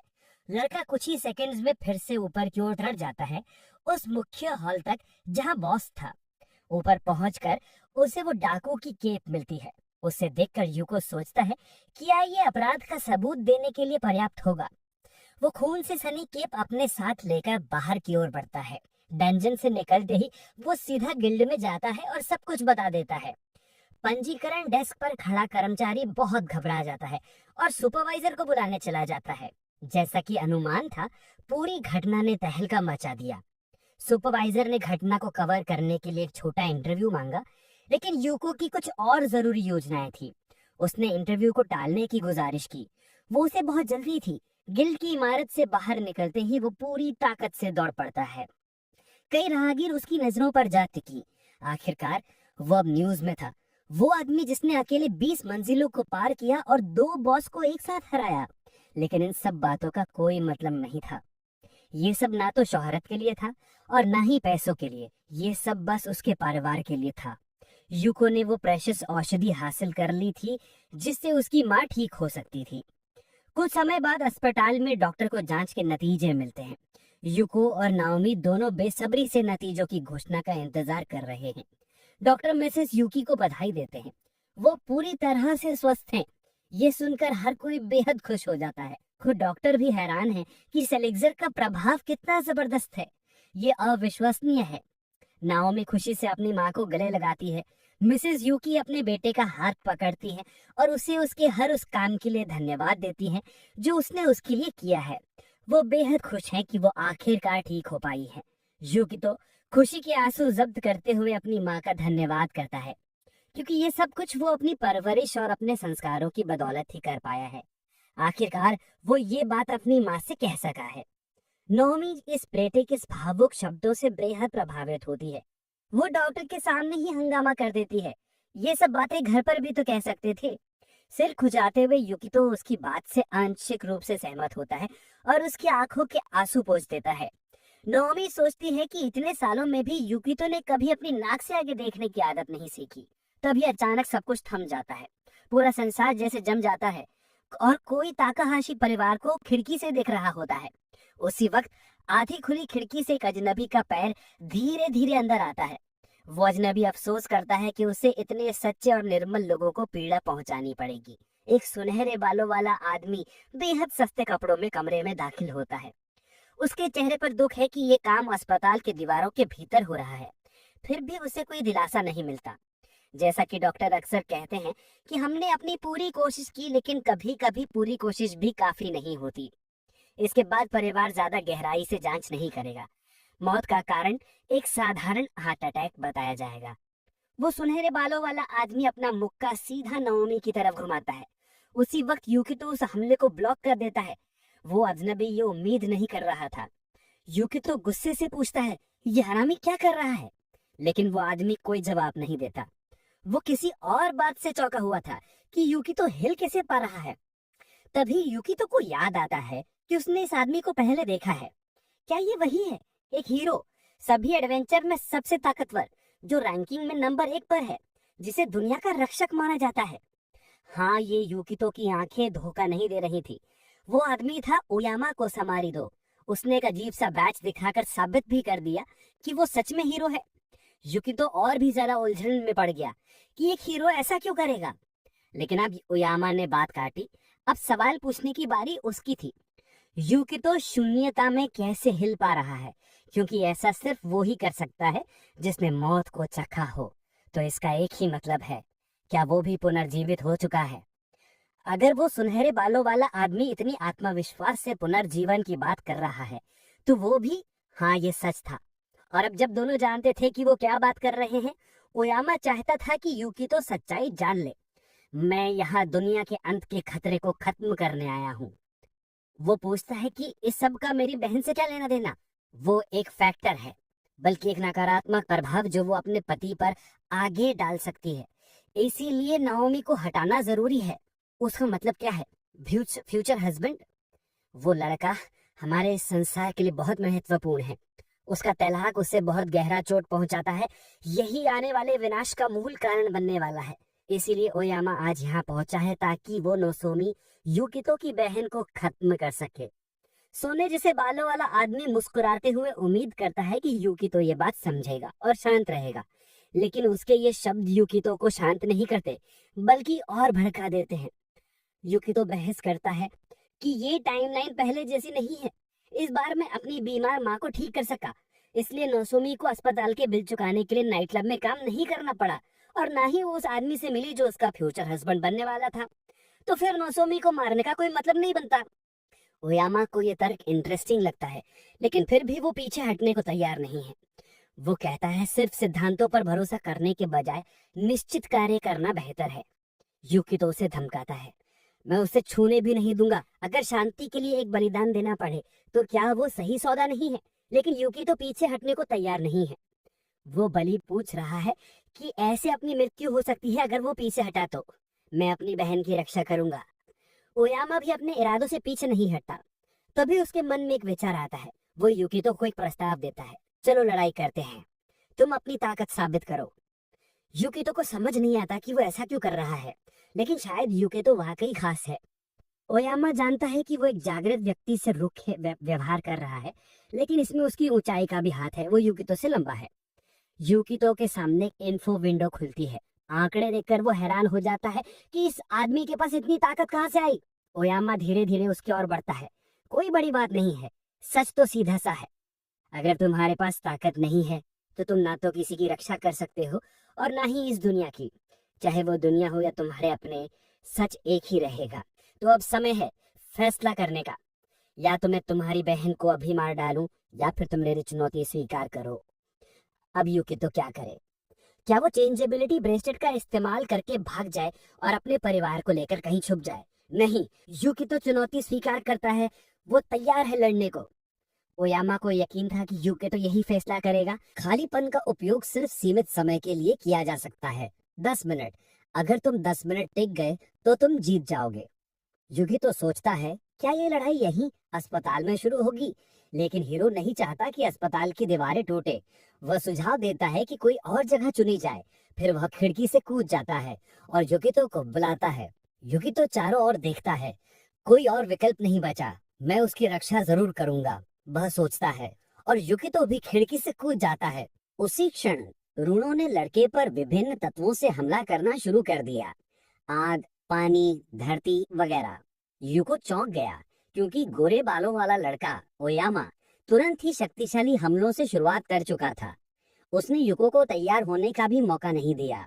ओयामा फिर से मुस्कुराया, क्योंकि ये तो केवल शुरुआत थी। ये कहने के बाद ओयामा ने अपने 2 क्लोन बुला लिए। युको को उम्मीद नहीं थी कि हीरो में डोपलगैंगर बुलाने की क्षमता भी होगी। शायद वो इस चीज का आदी हो चुका है, क्योंकि वो हमेशा दुश्मनों से घिरा रहता है। क्या तुम्हें लगता है कि तुम अकेले ही ये सब कर सकते हो? युको ने पूछा और अपनी इन्वेंट्री खोली। युको 2 प्रतिस्थापन गुड़ियां यानी रिप्लेसमेंट डॉल्स का उपयोग करता है। अब हर प्रतिद्वंदी के पास अलग अलग लक्ष्य हैं। पहली टक्कर को रोका जाता है, लेकिन वो बहुत कमजोर थी। उसकी गुड़ियां डोपलगैंगरों के लिए बस एक वार में नष्ट हो जाती हैं। ओयामा को उम्मीद है कि लड़का समझेगा कि सिर्फ बचाव करके जीत हासिल नहीं की जा सकती। युको वास्तव में ये बात समझ गया था और उसके चारों ओर परिचित चिन्ह फिर से प्रकट हुए। लड़का एक बार फिर सब्सटेंस ऑफ इनकॉन्सिक्वेंस की छड़ी का इस्तेमाल करता है और अपना सबसे शक्तिशाली जादू बुलाता है। उसे बस जादू को सक्रिय करने के लिए थोड़ा समय चाहिए था। युकितो ने अपनी छड़ी हीरो की ओर तानी और उसी क्षण एक जलता हुआ उल्का पिंड उसकी ओर तेजी से बढ़ा। ऐसा नहीं लगता कि मामला इतना आसान होगा, लेकिन विस्फोट वाकई बहुत बड़ा था। युको अपने प्रतिद्वंदी को थोड़ी देर के लिए रोकना चाहता था, कम से कम एक पल के लिए। लेकिन अचानक उसने गोरे आदमी की आवाज सुनी, जो स्थिति को भांप चुका था। ये लड़के का पुनर्जन्म गिफ्ट है। अगर ओयामा की शक्ति शून्यता है, तो यूको की सबसे बड़ी क्षमता शायद भाग्य है। गोरे ने हमले से बचने के लिए अपनी डोपलगैंगर को सामने कर दिया। तुम मुझे पूरी तरह पढ़ सकते हो, यूको ही कहा और अपनी इन्वेंट्री खोली। मैं ऐसा नहीं कहूंगा, मैंने बस तुम्हारी हाल की उपलब्धियों के आधार पर निष्कर्ष निकाला है। ये बात बिल्कुल मजेदार नहीं थी कि यूको सिर्फ भाग्य के सहारे सब कुछ हासिल कर सकता है। नंबर भाग्य भी उतनी ही महत्वपूर्ण क्षमता है जितनी ताकत या बुद्धिमत्ता, लेकिन केवल भाग्य पर निर्भर रहना मूर्खता है। ओयामा और भी जादुई रून बुलाता है। उसका इरादा है ये साबित करना कि बिना सोचे समझे कार्य करना सही नहीं। अचानक विभिन्न एलिमेंटल्स प्रकट होते हैं, जैसे पानी, हरियाली को दर्शाते हुए हरा रंग, साथ ही आग और धरती। युकितो ओयामा की बात से सहमत है। ये मूर्खता है कि हमेशा भाग्य पर निर्भर रहा जाए। लेकिन जब उसने हीरो की विशेषताओं को देखा तो उसे एक दिलचस्प बात देखी। उसका भाग्य असामान्य रूप से कम है। युकितो ऐसा कुछ भी नहीं करना चाहता जिससे उसके अपने लोग शर्मिंदा हो, लेकिन अब ऐसे विचार करने का समय नहीं है। उसे जरा सी भी शंका नहीं है और यही बात उसे थोड़ा डराती है, लेकिन वो जानता है कि ऐसा क्यों है। वो उनके लिए कुछ भी कर सकता है। गोरा व्यक्ति अपना हाथ युकितो की ओर उठाता है और पूछता है, क्या तुम तैयार हो? और उसी क्षण एलिमेंटल्स और सील्स युकितो पर हमला करना शुरू कर देते हैं। ये दुनिया क्रूर और अन्यायी है और अब युकितो को इस सच्चाई से समझौता करना ही होगा।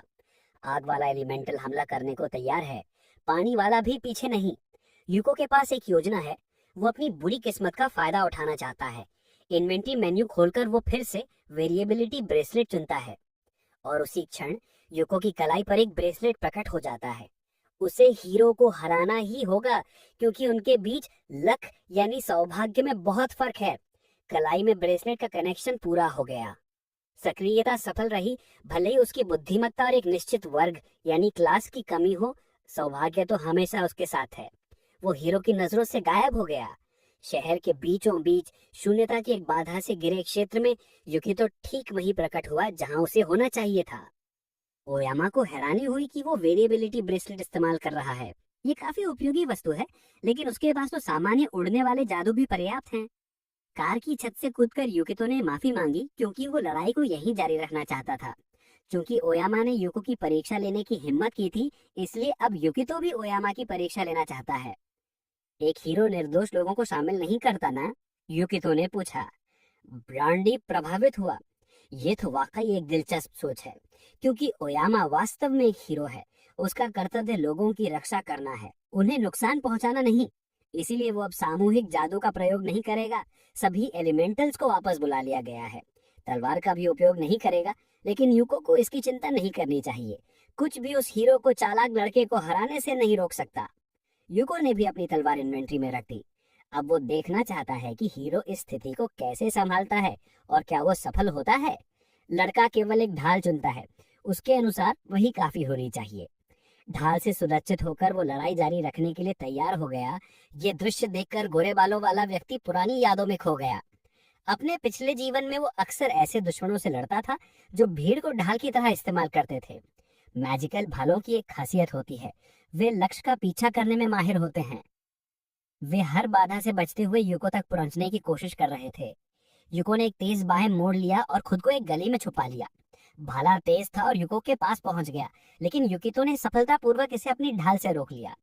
ढाल से टकराकर वो भाला उछला और एक इमारत के हिस्से को भेदकर गैस पाइप तक पहुंच गया। ओयामा फिर से उन्हीं पुरानी लड़ाइयों की बात करने लगा, जब वो इंसानों के भेष में छिपे दैत्यों से या शहर में अराजकता फैलाने वाले बदमाशों से लड़ा करता था। ऐसे लोगों की संख्या बढ़ती जा रही थी। युको बातचीत के जरिए हीरो को फंसाने की कोशिश करता है। लड़के ने अपने अतीत की बात शुरू की, जब उसने अपना ज्यादातर जीवन काल कालकोठरी में बिताया था। इसीलिए उसके लिए शहर केवल भोजन प्राप्त करने की एक जगह थी। इस कारण उसे अपने पिछले जीवन के बारे में ज्यादा कुछ याद नहीं। ओयामा को यह सुनकर दुख हुआ। वो तो अपने जैसे किसी व्यक्ति के साथ अपने पिछले जीवन की यादें साझा करने के लिए उत्सुक था, लेकिन यूको अपने पुराने अतीत को फिर से खोलने के लिए सचमुच में उत्साहित नहीं है। उसका पिछला जीवन उस कीड़े जैसा था जो बेरहमी से जमीन पर रेंगने की कोशिश करता है।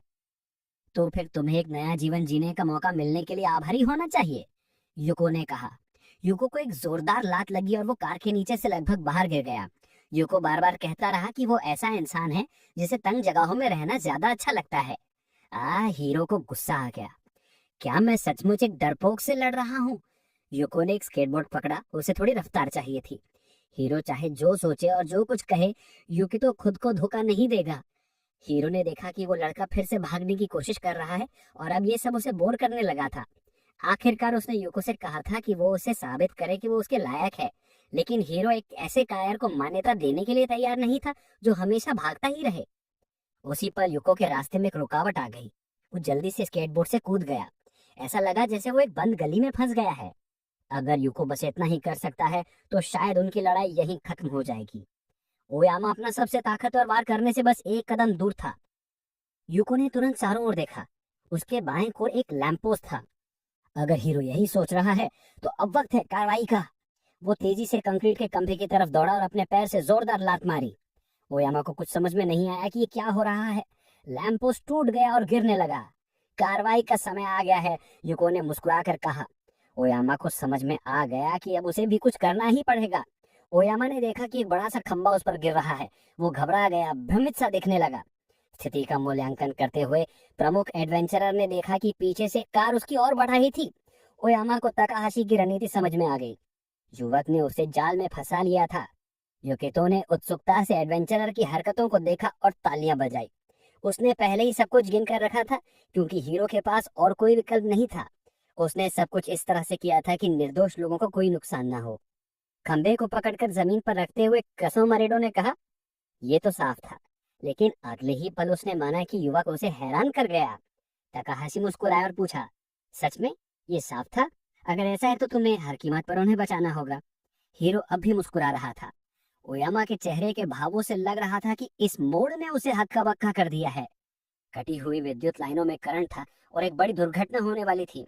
लाइन टूटने से पूरी व्यवस्था अस्थिर हो गई थी और आसपास के सभी लोग घायल हो सकते थे। घिरे हुए खंबे में दरारें पड़ गई थी और हर तरफ सुनहरी बिजली चमक रही थी। अब हिचकिचाने का समय नहीं था। प्रमुख एडवेंचरर के पीछे एक जोरदार विस्फोट हुआ। सुनहरे बालों वाले ने तेजी से पीछे देखा। उसके चेहरे पर पसीने की बूंदें आ गईं। उसे तुरंत कुछ करना था। आग तेजी से फैल रही थी और हर चीज को अपनी चपेट में ले रही थी। ओयामा आखिरकार होश में आया और आदेश दिया कि उंडीन आग बुझाएं। वो मैजिकल प्राणी जिसमें जल का बल था, अपने स्वामी का आदेश पूरा करने दौड़ पड़ा। तकाहाशी एडवेंचरर की प्रतिक्रिया और हरकतों को देखकर मुस्कुराया। वो चिल्लाया, और पानी लाओ। आग सड़क पर तेजी से फैल रही थी और पास के पेड़ पहले ही आग की चपेट में आ गए थे। पेड़ सड़क पर गिर गए और अपने वजन से गुजरती हुई कारों को कुचल दिया। अत्यधिक गर्मी के कारण डामर में दरारें पड़ गईं। अगले ही क्षण शहर के हाईवे के बीचों बीच एक दरार बन गई जिसने रास्ते की हर चीज को निगल लिया। एडवेंचरर अब अपने भावनाओं को नियंत्रित नहीं कर पा रहा था। वो जोर से चिल्लाया, तुम मजाक कर रहे हो क्या? ओयामा ने सिल्फ और ग्नोम को समस्या सुलझाने का निर्देश दिया। हीरो को समझ में आ गया था कि अब उसे खुद ही हस्तक्षेप करना पड़ेगा। वो तेजी से आपदा के केंद्र की ओर दौड़ा। ग्नोम ने सबसे पहले उस लड़की को कार से बाहर निकाला जो अब खाई में गिरने वाली थी। सिल्फा ने अपना जादू इस्तेमाल करके कार को खाई की गहराई से ऊपर उठा लिया। जादुई प्राणियों ने उन लोगों और उनके सामान को बचा लिया जो इस आपदा के केंद्र में फंस गए थे। तकाहाशी भी घटना स्थल की ओर बढ़ा। वो एडवेंचरर के पीछे खड़ा हुआ और अपनी वही जानी पहचानी मुस्कान से पूछा, क्या तुम मुझे भूल गए हो? मेरे पास अब तुम्हारे लिए वक्त नहीं है। युको, कोसा मारिडो चिल्लाया। मुझे उस डिजास्टर से निपटना है जो मैंने खुद ही पैदा किया है। सबसे ताकतवर एडवेंचरर को पूरा यकीन था कि ये नौजवान उसका कुछ नहीं बिगाड़ सकता। ओहो ने साइलेंटली सिस्टम विंडो एक्टिवेट किया। वो फिर से ओयामा को सरप्राइज देने वाला था। शायद मैं तुम्हें सीधे नुकसान नहीं पहुंचा सकता, हीरो बोला, लेकिन मैं खतरनाक हालात जरूर बना सकता हूँ। यही कहते हुए उसने अपनी शील्ड से विरोधी पर वार किया। कोसामारिडो अपना बैलेंस खो बैठा। उसे ऐसी ट्रिक की उम्मीद नहीं थी। चमकते हुए आर्मर और लाल क्लोक वाला एडवेंचरर सीधा सुअर में जा गिरा। कितनी आयरनी है, ताकाहाशी बोला, कि सबसे बेहतरीन फाइटर अब लिटरल मतलब में गंदगी में डूबा हुआ है। हीरो को खुशी थी कि अब वो खूबसूरत आदमी भी समझ गया कि बॉटम में होना कैसा लगता है। ओयामा का चेहरा जब वो अबिस में गिर रहा था, हॉरर और डिस्पेयर से भरा हुआ था। अब उसे उस डिस्ग्रेस से कोई नहीं बचा सकता था। गंदे पानी की ब्राउन लहरें बहुत करीब थी। सबसे पहला एडवेंचरर अब अपने कंधों तक उस सड़ान भरे लिक्विड में डूब चुका था। ताकाहाशी ने अपने फूलों से सजे मैजिक वॉन्ड को ओयामा की ओर तानते हुए कहा, मैं अभी खत्म नहीं हुआ हूँ। वो दबाव सह नहीं सका। उसने हाथ ऊपर उठाया और बोला, मैं हार मानता हूँ। उसने हीरो की जीत को स्वीकार कर लिया। थोड़ी देर बाद आग बुझा दी गई और सारे पीड़ितों को रेस्क्यू कर लिया गया। कसुमारो ट्रक पर बैठा था। उसके कपड़ों से गंदा पानी टपक रहा था। उसने युकितो से कबूल किया, मेरे घटिया किरदार की वजह से मैं अक्सर ऐसी हालत में आ जाता हूँ। वो आगे बोला, मुझे पता था कि हमारी फाइट में कुछ अनहोनी हो सकती है, लेकिन इतनी शर्मनाक हार की उम्मीद नहीं थी। फिर उसने माना कि पहली बार इतनी सारी मुसीबतें एक साथ उसके साथ घटी हैं। अब वो यामाशेकी नहीं भगा रहा था, वो ताकाहाशी की चालाकी देखकर हैरान था। उसने हीरो को उसके पास्ट की एक एक्सीडेंट की याद दिलाई, एक भयानक एक्सप्लोजन जो किसी हाई राइज बिल्डिंग में हुआ था। युको के मन में वो सीन उभर आया, जमीन पर गिरे हुए फूलों का बुके और टेक आउट खाना, और फिर वो खुद घुटनों पर बैठा था, हाथ जोड़े आंखें बंद प्रार्थना करता हुआ। ये पुरानी यादें उसके लिए बेहद दर्दनाक थीं, लेकिन इन्हीं यादों ने इस लड़ाई में उसे हिम्मत दी थी। अब ज्यादा जरूरी क्या है? क्या मैं तुम्हें ये साबित कर पाया कि मैं अतीत को दोहराने से रोक सकता हूँ? ताकाहाशी ने पूछा। नंबर 1 हीरो ने तालियां बजाई, सहमति दी। वो ट्रक की छत से कूदा और बोला, मैं तुम्हें उसके साथ थोड़ा और समय बिताने दूंगा। यूको को एडवेंचरर का जवाब पसंद नहीं आया। कोसा मारिडो ने बिना पीछे देखे कहा, अफसोस की बात है कि बहुत जल्द भुलावे का पर्दा यानी वेल ऑफ ऑब्लिवियन गिरने वाला है, और फिर हमारे ड्यूअल के सभी कॉन्सिक्वेंसेस मुझे ही झेलने पड़ेंगे। वो सुनहरे बालों वाला आदमी सीधा हाईवे के बीच में बने गहरे अबिस की ओर इशारा कर रहा था। उयामा ने हीरो की ओर हाथ हिलाते हुए जोड़ा, अब मुझे हॉस्पिटल वापस लौटना होगा। उसकी चाहत थी कि अब ये नौजवान इस डिजास्टर के कर्ज से निपटे। ताकाहाशी शायद अभी तक समझ ही नहीं पाया था कि उसका नया परिचित क्या कह रहा है। हीरो के चेहरे का एक्सप्रेशन देखकर खुद एडवेंचरर भी हैरान रह गया। क्या ये लड़का नहीं जानता कि इसी डिजास्टर की वजह से हॉस्पिटल में वो ट्रेजेडी हुई थी? अगर तुम फ्यूचर से आए हो तो फिर तुम्हें ये सब क्यों नहीं पता? उयामा ने पूछा। ये पहली बार है जब मैंने इसके बारे में सुना है, हीरो ने जवाब दिया। इस उत्तर पर सुनहरे बालों वाले आदमी के चेहरे पर एक अजीब सी मुस्कान फैल गई। उसे लगा शायद यूको मजाक कर रहा है। ये जोक मजेदार नहीं है, एडवेंचरर ने कहा, लेकिन यूको मजाक नहीं कर रहा था। उसने दोनों हाथ छाती पर मोड़ लिए और गंभीरता से बोला, मुझे सच में नहीं पता कि आप किस डिजास्टर की बात कर रहे हैं। तुम्हें वाकई इस डिजास्टर के बारे में नहीं पता? कोसा मारिडो चिल्लाया। वो नहीं समझ पा रहा था कि ये लड़का कैसे जले हुए रास्तों और आग की तबाही को भूल सकता है। देखिए, मैंने अपनी पूरी पिछली जिंदगी डंजन्स में बिताई थी। मैंने 10 साल तक सिर्फ स्लाइम्स ही फार्म किए थे, लड़के ने आखिरकार समझाया। अब कोसा मारिडो को समझ में आ गया कि यूको को अपनी पास्ट लाइफ की सारी बातें याद नहीं है। उसने मान लिया कि ऐसे में ये लड़का कर्ज का मुकाबला करना नहीं जानता होगा। हीरो ने अपने हाथ फैला दिए। ये पूरी तरह से सच था कि उसे वाकई नहीं पता था कि इस मुसीबत से छुटकारा कैसे पाए। ये सुनकर एडवेंचरर दुखी हो गया। उसने अपनी नजरें जमीन पर झुका ली और थोड़ी देर तक चुपचाप अपने जूतों को घूरता रहा। आखिरकार सुनहरे बालों वाले आदमी ने कहा, अब सब समझाने का वक्त नहीं है, मुझे भी नहीं पता कि क्या हो सकता है। आसमान का रंग देखकर वो समझ गया कि ऑब्लिवियन आने ही वाला है। हॉस्पिटल के बेसमेंट में मॉर्ग है, वहां जाओ। जब वहां पहुंचोगे तब सब कुछ समझ में आ जाएगा। उयामा ने कहा, मैं क्यों सुनूं तुम्हारी बात? यूको ने चिढ़ते हुए पूछा। मैं खुद भी कोशिश करूंगा कि सच्चाई पता करूं, लेकिन हो सकता है कि मैं अकेले कुछ न कर पाऊं। वो ताकाहाशी से दूर जाते हुए बोला, अगर कुछ नहीं किया गया तो बहुत से लोग मारे जा सकते हैं। इतनी गंभीर बात सुनकर युवा हीरो उलझन में पड़ गया। वो कुछ और पूछना चाहता था, लेकिन कोसामारो पहले ही उड़ चुका था और आकाश में गायब हो गया। मुझे समझ नहीं आ रहा कि क्या हो रहा है, लेकिन शायद अब हॉस्पिटल वापस जाना ही सही होगा, हीरो ने मन में सोचा। उसने ब्रेसलेट ऑफ चेंजेबिलिटी को छुआ ताकि वो अपनी माँ और बहन के पास जल्दी से पहुंच सके, और वो टाइम पर पहुंच भी गया, क्योंकि ठीक अगले ही पल वॉइड गायब होने लगा। जब जादू का असर खत्म हुआ तो लोग एक बार फिर सड़कों पर चलने लगे। उन्हें जरा भी अंदाजा नहीं था कि कुछ मिनट पहले इन्हीं सड़कों पर सबसे ताकतवर बीइंग्स के बीच भयंकर लड़ाई हो रही थी। यूको सही समय पर हॉस्पिटल पहुंच गया। ऑफिस में किसी को भी ये शक नहीं हुआ कि वो कुछ देर के लिए कहीं गायब हुआ था। डॉक्टर ने यूकी की माँ को रेगुलर चेकअप्स कराने की सलाह दी। यूकी खुशी से उठी और डॉक्टर की सलाह मानने का वादा किया। वो इस अच्छी खबर के लिए बहुत आभारी थी। ताकाहाशी मुस्कुराया, इस बात से संतुष्ट कि वो एलेक्सिर लाकर अपनी माँ को बचा पाया। युवा हीरो ने अपनी भौं के नीचे से चुपचाप ऑफिस में चारों तरफ देखा। उसे एडवेंचरर की कही हुई बात याद आई, मेरे पास सब समझाने का वक्त नहीं है, मैं खुद भी नहीं जानता कि क्या हो सकता है। इस चेतावनी ने हीरो को मजबूर किया कि वो ब्लॉन्ड की चेतावनी की सच्चाई की जांच करे। वो ऑफिस से बाहर निकला, कुछ कदम दरवाजे की ओर बढ़ा और हैंडल को थामा। मुझे सिर्फ इतना पता है कि हम हॉस्पिटल में नहीं रुक सकते, ताकाहाशी ने सोचा। हीरो को पूरा यकीन था कि उसे अपनी माँ और बहन को यहाँ से जल्द बाहर निकालना होगा। जब वो हॉलवे में पहुंचे, नोमी ने कहा, मैं इतनी नर्वस हूँ कि मुझे बहुत जोर से भूख लग रही है। उसकी माँ ने सजेस्ट किया कि वो घर जाते वक्त किसी कैफे में रुक सकते हैं। वो अपनी चमत्कारिक रिकवरी को सेलिब्रेट करना चाहती थी, लेकिन यूको ने विरोध किया। इस बार मैं खुद खाना बनाऊंगा, इसी खुशी को मार्क करने के लिए। उसकी बहन चौंक गई। उसे यकीन नहीं हुआ कि उसका भाई खुद खाना बनाएगा, क्योंकि उसके घर में ऐसा बहुत रेयरली होता था। युवा हीरो मुस्कुराया और बोला, क्यों नहीं, बस मेरी एक रिक्वेस्ट है, क्या आप दोनों स्टोर से डिनर की सारी चीजें खरीद सकते हैं बिना मुझे साथ लिए? उसकी माँ ने हंसते हुए जवाब दिया, अगर युकीटो हमें ट्रीट देना चाहता है तो हम मना कैसे कर सकते हैं। नोमी ने भी कहा कि उसे कोई एतराज नहीं। युकी और उसकी बेटी बाहर की ओर बढ़ गईं, रास्ते भर ये बात करते हुए कि ताकाहाशी उनके लिए कौन सा स्वादिष्ट खाना बनाने वाला है। हीरो पेशेंटली वहीं खड़ा रहा जब तक उसे यकीन नहीं हो गया कि उसकी माँ और बहन सुरक्षित हॉस्पिटल के बाहर निकल चुकी हैं। इसके बाद वो मॉक की ओर बढ़ा। सबसे पहले वो मेंस रेस्टरूम में गया। उसे एक जरूरी काम निपटाना था। उसने खुद को एक टॉयलेट क्यूबिकल में बंद किया और अपना सफेद हुड वाला क्लोक पहना। ये क्लोक मैजिकल था। वो उसे बैंडेड को हराने के बाद इनाम में मिला था। वो इसका इस्तेमाल उन कमजोर मॉन्स्टर से बचने के लिए करता था जो उसकी ताकत के लायक नहीं थे। हीरो को उम्मीद नहीं थी कि उसे इस इनविजिबिलिटी क्लोक की जरूरत किसी ऐसे कारण से पड़ेगी। बाथरूम में मौजूद एक मरीज ने जब देखा कि दरवाजा अपने आप खुला है तो वो डर गया और सोचने लगा कि वहां कोई भूत है।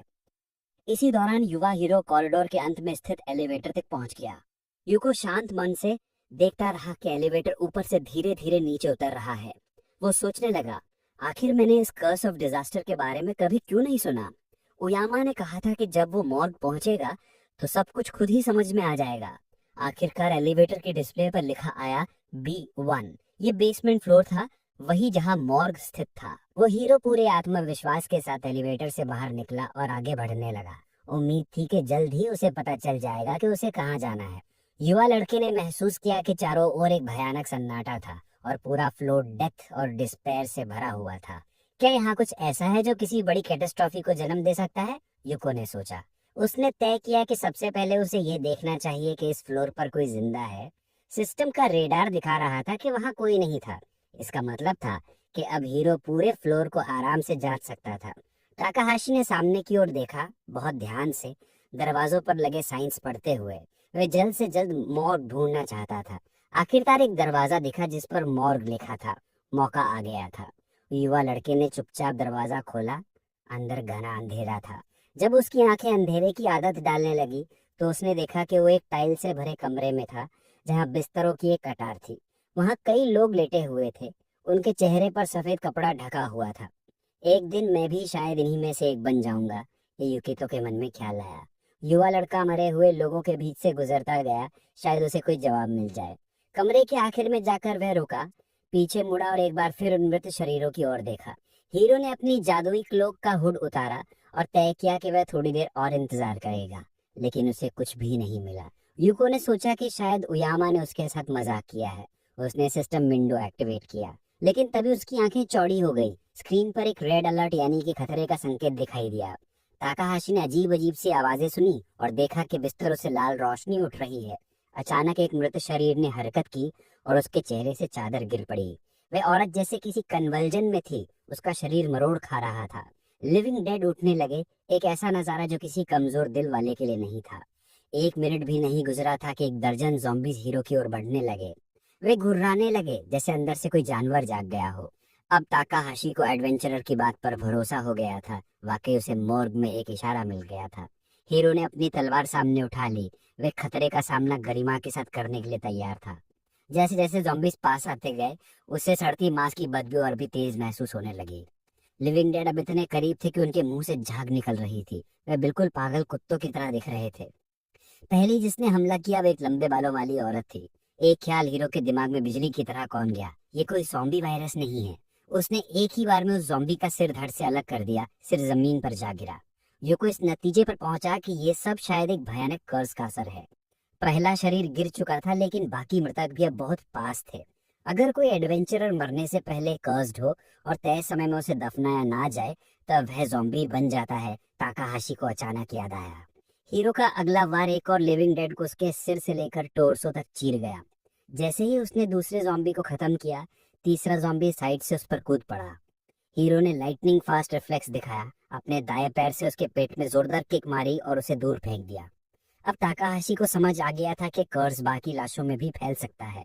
युको को याद आया कि अपनी पास्ट लाइफ में मरे हुए लोगों की आत्माओं को शांत करने के लिए होली पावर का इस्तेमाल किया जाता था, लेकिन इस जीवन में दुर्भाग्यवश अभी तक कोई भी ऐसा मेथड मास्टर नहीं कर पाया था।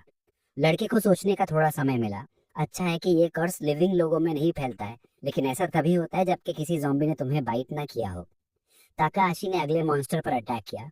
उसने एक मेटल बेड उठाई और उस पर फेंक दी। हीरो को बहुत सावधानी बरतनी थी कि वो खुद उस कर्स का शिकार ना हो जाए। वह zombies को एक एक करके मेथोडिकली खत्म करता गया और उन्हें खुद को कॉर्नर नहीं करने दिया। एक और अनडेड का सिर जमीन पर लुढ़कता चला गया, जिसे यूको की तेज तलवार ने धड़ से अलग कर दिया था। लड़का बेड्स को शील्ड की तरह इस्तेमाल कर रहा था ताकि वो खुद को ज़ॉम्बी के बाइट से बचा सके। एक और अनडेड बेड की टक्कर से उड़कर सीधा सामने की दीवार से जा टकराया, लेकिन मॉन्स्टर्स की तादाद ज्यादा थी और उन्हें रोकना मुश्किल होता जा रहा था। युवा नेक ने एक के बाद एक कई बेड्स को अपने सामने लगा दिए, जैसे एक टेम्पररी फेंस बना रहा हो। इससे थोड़ी देर के लिए संख्या में कमी आई, लेकिन वह फिर भी प्रेस कर रहे थे, मानो किसी शिकार तक पहुंचना चाहते हो। तभी ताकाहाशी की नजर एक ज़ॉम्बी की गर्दन पर लटकते हुए एक टेलीविजन पर पड़ी। उससे पता चला कि वो आदमी अपने जीवन काल में एक मशहूर एडवेंचरर था। ये कितना दुखद है जब एक पास्ट का हीरो मौत के बाद एक सच्चा मॉन्स्टर बन जाए। अचानक लड़के ने सुना कि उसके पीछे दरवाजे की हैंडल घूमने लगी है। युकितो को एहसास हुआ कि कोई बाहर से अंदर आने की कोशिश कर रहा है। अगले ही पल दरवाजा खुला और दो और लिविंग डेड कमरे में घुस आए। जमीन पर गिरते ही वे अपना बैलेंस खो बैठे, लेकिन अब हीरो पूरी तरह से घिर चुका था। ताकाहाशी ने खुद को हिम्मत दी, ये इजी होगा। एक सेकंड बाद एक अनडेड का सिर उसके शरीर से अलग हो गया। दूसरा ज़ॉम्बी अली भी जमीन पर पड़ा था और युवक ने बिना हिचक अपनी तलवार उठा ली। हीरो अब वार करने ही वाला था कि सिस्टम रेडार पर कुछ ऐसा दिखा जिसने उसे रोक दिया। वह महिला न्यूट्रल टारगेट के रूप में चिन्हित थी और हरे रंग में चमक रही थी। अगले ही पल वह दुर्भाग्य महिला अपना सिर उठाकर बोली, हेल्प मी प्लीज। वह डरी हुई थी। ताकाहाशी हैरान हो गया, वह महिला अभी भी जिंदा थी। युकितो ने सोचा कि शायद वे कोई फ्यूनरल होम की कर्मचारी हो जो बॉडीज कलेक्ट करने आई हो। चाहे तुम कितनी भी कोशिश कर रहे हो, एक ज़ॉम्बी को फिर से ह्यूमन में नहीं बदला जा सकता, लेकिन अगर किसी को हाल ही में बाइट किया गया हो तो उसे बचाया जा सकता है। ये थॉट उसके माइंड में फ्लैश हुआ।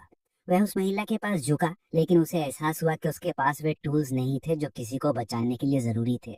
इसके अलावा बेड्स की बैरिकेड ज्यादा देर तक ज़ॉम्बी के हमले नहीं रोक सकती थी। हीरो के लिए डिसीजन बहुत कठिन था, लेकिन इस स्थिति में मर ही जाना शायद सबसे लॉजिकल चॉइस लग रहा था। अब उसका सारा फोकस मेन थ्रेड को खत्म करने पर होना चाहिए। ताकाहाशी ने सिस्टम विंडो एक्टिवेट किया। I don't want to be a hero driven only by efficiency, उसने खुद से कहा। अब वक्त आ गया था कि वह ब्रेसलेट ऑफ चेंज को फिर से इस्तेमाल करे। मैजिकल आर्टिफैक्ट एक्टिवेट हुआ। सिस्टम ने उसकी यूजेज रिपोर्ट कर दी। उससे उस महिला को हील करने के लिए एल्केमिकल टूल्स की जरूरत थी। पोशन तैयार करने के लिए उसे बस एक चीज चाहिए थी, उस व्यक्ति का ब्लड जो इस पोशन को कंज्यूम करेगा। हीरो को उस एलेक्सर की रेसिपी याद आ गई जो ज़ॉम्बी के बाइट से घायल किसी व्यक्ति को ठीक कर सकता था। उसे समझ आ गया था कि वो बहुत ज्यादा कोशिश कर रहा है, लेकिन वह कर भी क्या सकता है। एक सच्चा हीरो कभी भी किसी विक्टिम को डेंजर में नहीं छोड़ सकता। युवक नग्न गाड़ी के पास घुटनों के बल बैठ गया। उसे उसके हाथ तक पहुंचना था। उसने अपनी स्वॉर्ड के तेज ब्लेड से औरत की उंगली काट दी। अगले ही पल ठंडी स्टील पर एक बूंद खून दिखा। हीरो ने उसे एक खास फ्लास्क में कलेक्ट किया जिसमें वो एंटीडोट तैयार करने वाला था। सारे इंग्रेडिएंट्स पहले ही इकट्ठे कर लिए गए थे, अब सिर्फ पोशन बनाना बाकी था। यूको जमीन पर बैठ गया और धीरे धीरे सारे कंपोनेंट्स को मिक्स करने लगा। जब आखिरी इंग्रेडिएंट भी बोल में डाला गया तो टास्क लगभग पूरा हो गया था। वह बहुत परेशान था। उसे शक था कि शायद उसने सब कुछ सही से नहीं किया है। तभी सिस्टम ने एक मैसेज भेजा, सीक्रेट एलिक्सर ऑफ प्योरिफिकेशन का प्रोडक्शन शुरू हो गया है। अगले ही पल एक वार्निंग आई, alchemy level insufficient, activation chance only 25%। साथ ही ये भी बताया गया कि उसके पास एडवांस सिंथेसिस स्किल नहीं है। अगर होती तो एक्टिवेशन प्रोबेबिलिटी 70% होती। यूको को उसकी मैजिकल एबिलिटीज को लेकर भी वार्निंग दी गई, लेकिन उसकी अद्भुत लक की वजह से एलिक्सर सफलतापूर्वक तैयार हो गया। ताकाहाशी रिजल्ट से बहुत खुश था। उसने औरत से कहा, थोड़ा और वेट करो। फिर वह झुका और उसने उस मैजिकल एलिक्सर को उसके मुंह में डाल दिया। जैसे ही वह एलिक्सर उस बेचारी औरत के शरीर में गया, वह एक मैजिकल लाइट से चमक उठी। कुछ सेकंड्स बाद वह ग्लो गायब हो गया और औरत बेहोश हो गई। ताकाहाशी ने राहत की सांस ली। खुश था कि उसने उस औरत को बचा लिया। उसने उसे बैठने में मदद की और होश में लाने की कोशिश करने लगा। अब वापस अपनी वेपन की तरफ जाना था। यूको ने अपनी स्वॉर्ड को उठा लिया। अब ज़ॉम्बी से निपटने का टाइम आ गया था। क्योंकि ताकाहाशी को अभी भी फेस्टिव डिनर की तैयारी करनी थी। उसने देखा कि उसका बनाया हुआ अस्थाई फेंस अब हिल नहीं रहा था। उस पर जो दबाव था वह खत्म हो गया था। युवक ने दरार से झांका। कमरा बहुत क्वाइट था, लेकिन ज़ॉम्बीज कहाँ गए? जो उसने देखा वह इतना भयानक था कि एक अनुभवी हीरो जैसे युकिटो को भी डरा गया। सारे ज़ॉम्बीज किसी काली सी सब्सटेंस की ओर खींचे चले जा रहे थे, जैसे किसी कॉल का जवाब दे रहे हो। जो ज़ॉम्बी पहले से अंदर थे वह काले हो चुके थे, और उस मॉन्स्टर की आंखें और खुला हुआ मुंह हरे रंग में चमक रहे थे। कोई बहुत ही ताकतवर चीज यूनाइटेड की मैजिक को अब्सॉर्ब कर रही थी। एक दर्जन ज़ॉम्बीज एक विशाल मॉन्स्टर में बदल गए। उस मॉन्स्टर के पास धारदार दांत थे और दर्जनों टेंटेकल्स। वो जोर से गुर्राया, और उसके गुर्राने से बेड्स जिनके पीछे हीरो छिपा था चारों ओर उड़ गए। यूको समझ नहीं पाया कि क्या बकवास है और कहाँ से आ गई। क्या ये भी उस कर्स का पार्ट था? शायद जब वो पोशन बनाने में व्यस्त था तब तक वह कर्स और भी ताकतवर हो गया था। क्या ये उस कीमत का हिस्सा था जो उसने एक परेशान औरत को बचाने के लिए चुकाई थी? अगर उयोमा कुसामारोदे को यह पता चले तो शायद वो मुझ पर हंसे, लेकिन युकिटो को अपने किए पर एक पल के लिए भी पछतावा नहीं था। उसने औरत की जान बचाई थी और अब इस मुसीबत से भी निपटेगा।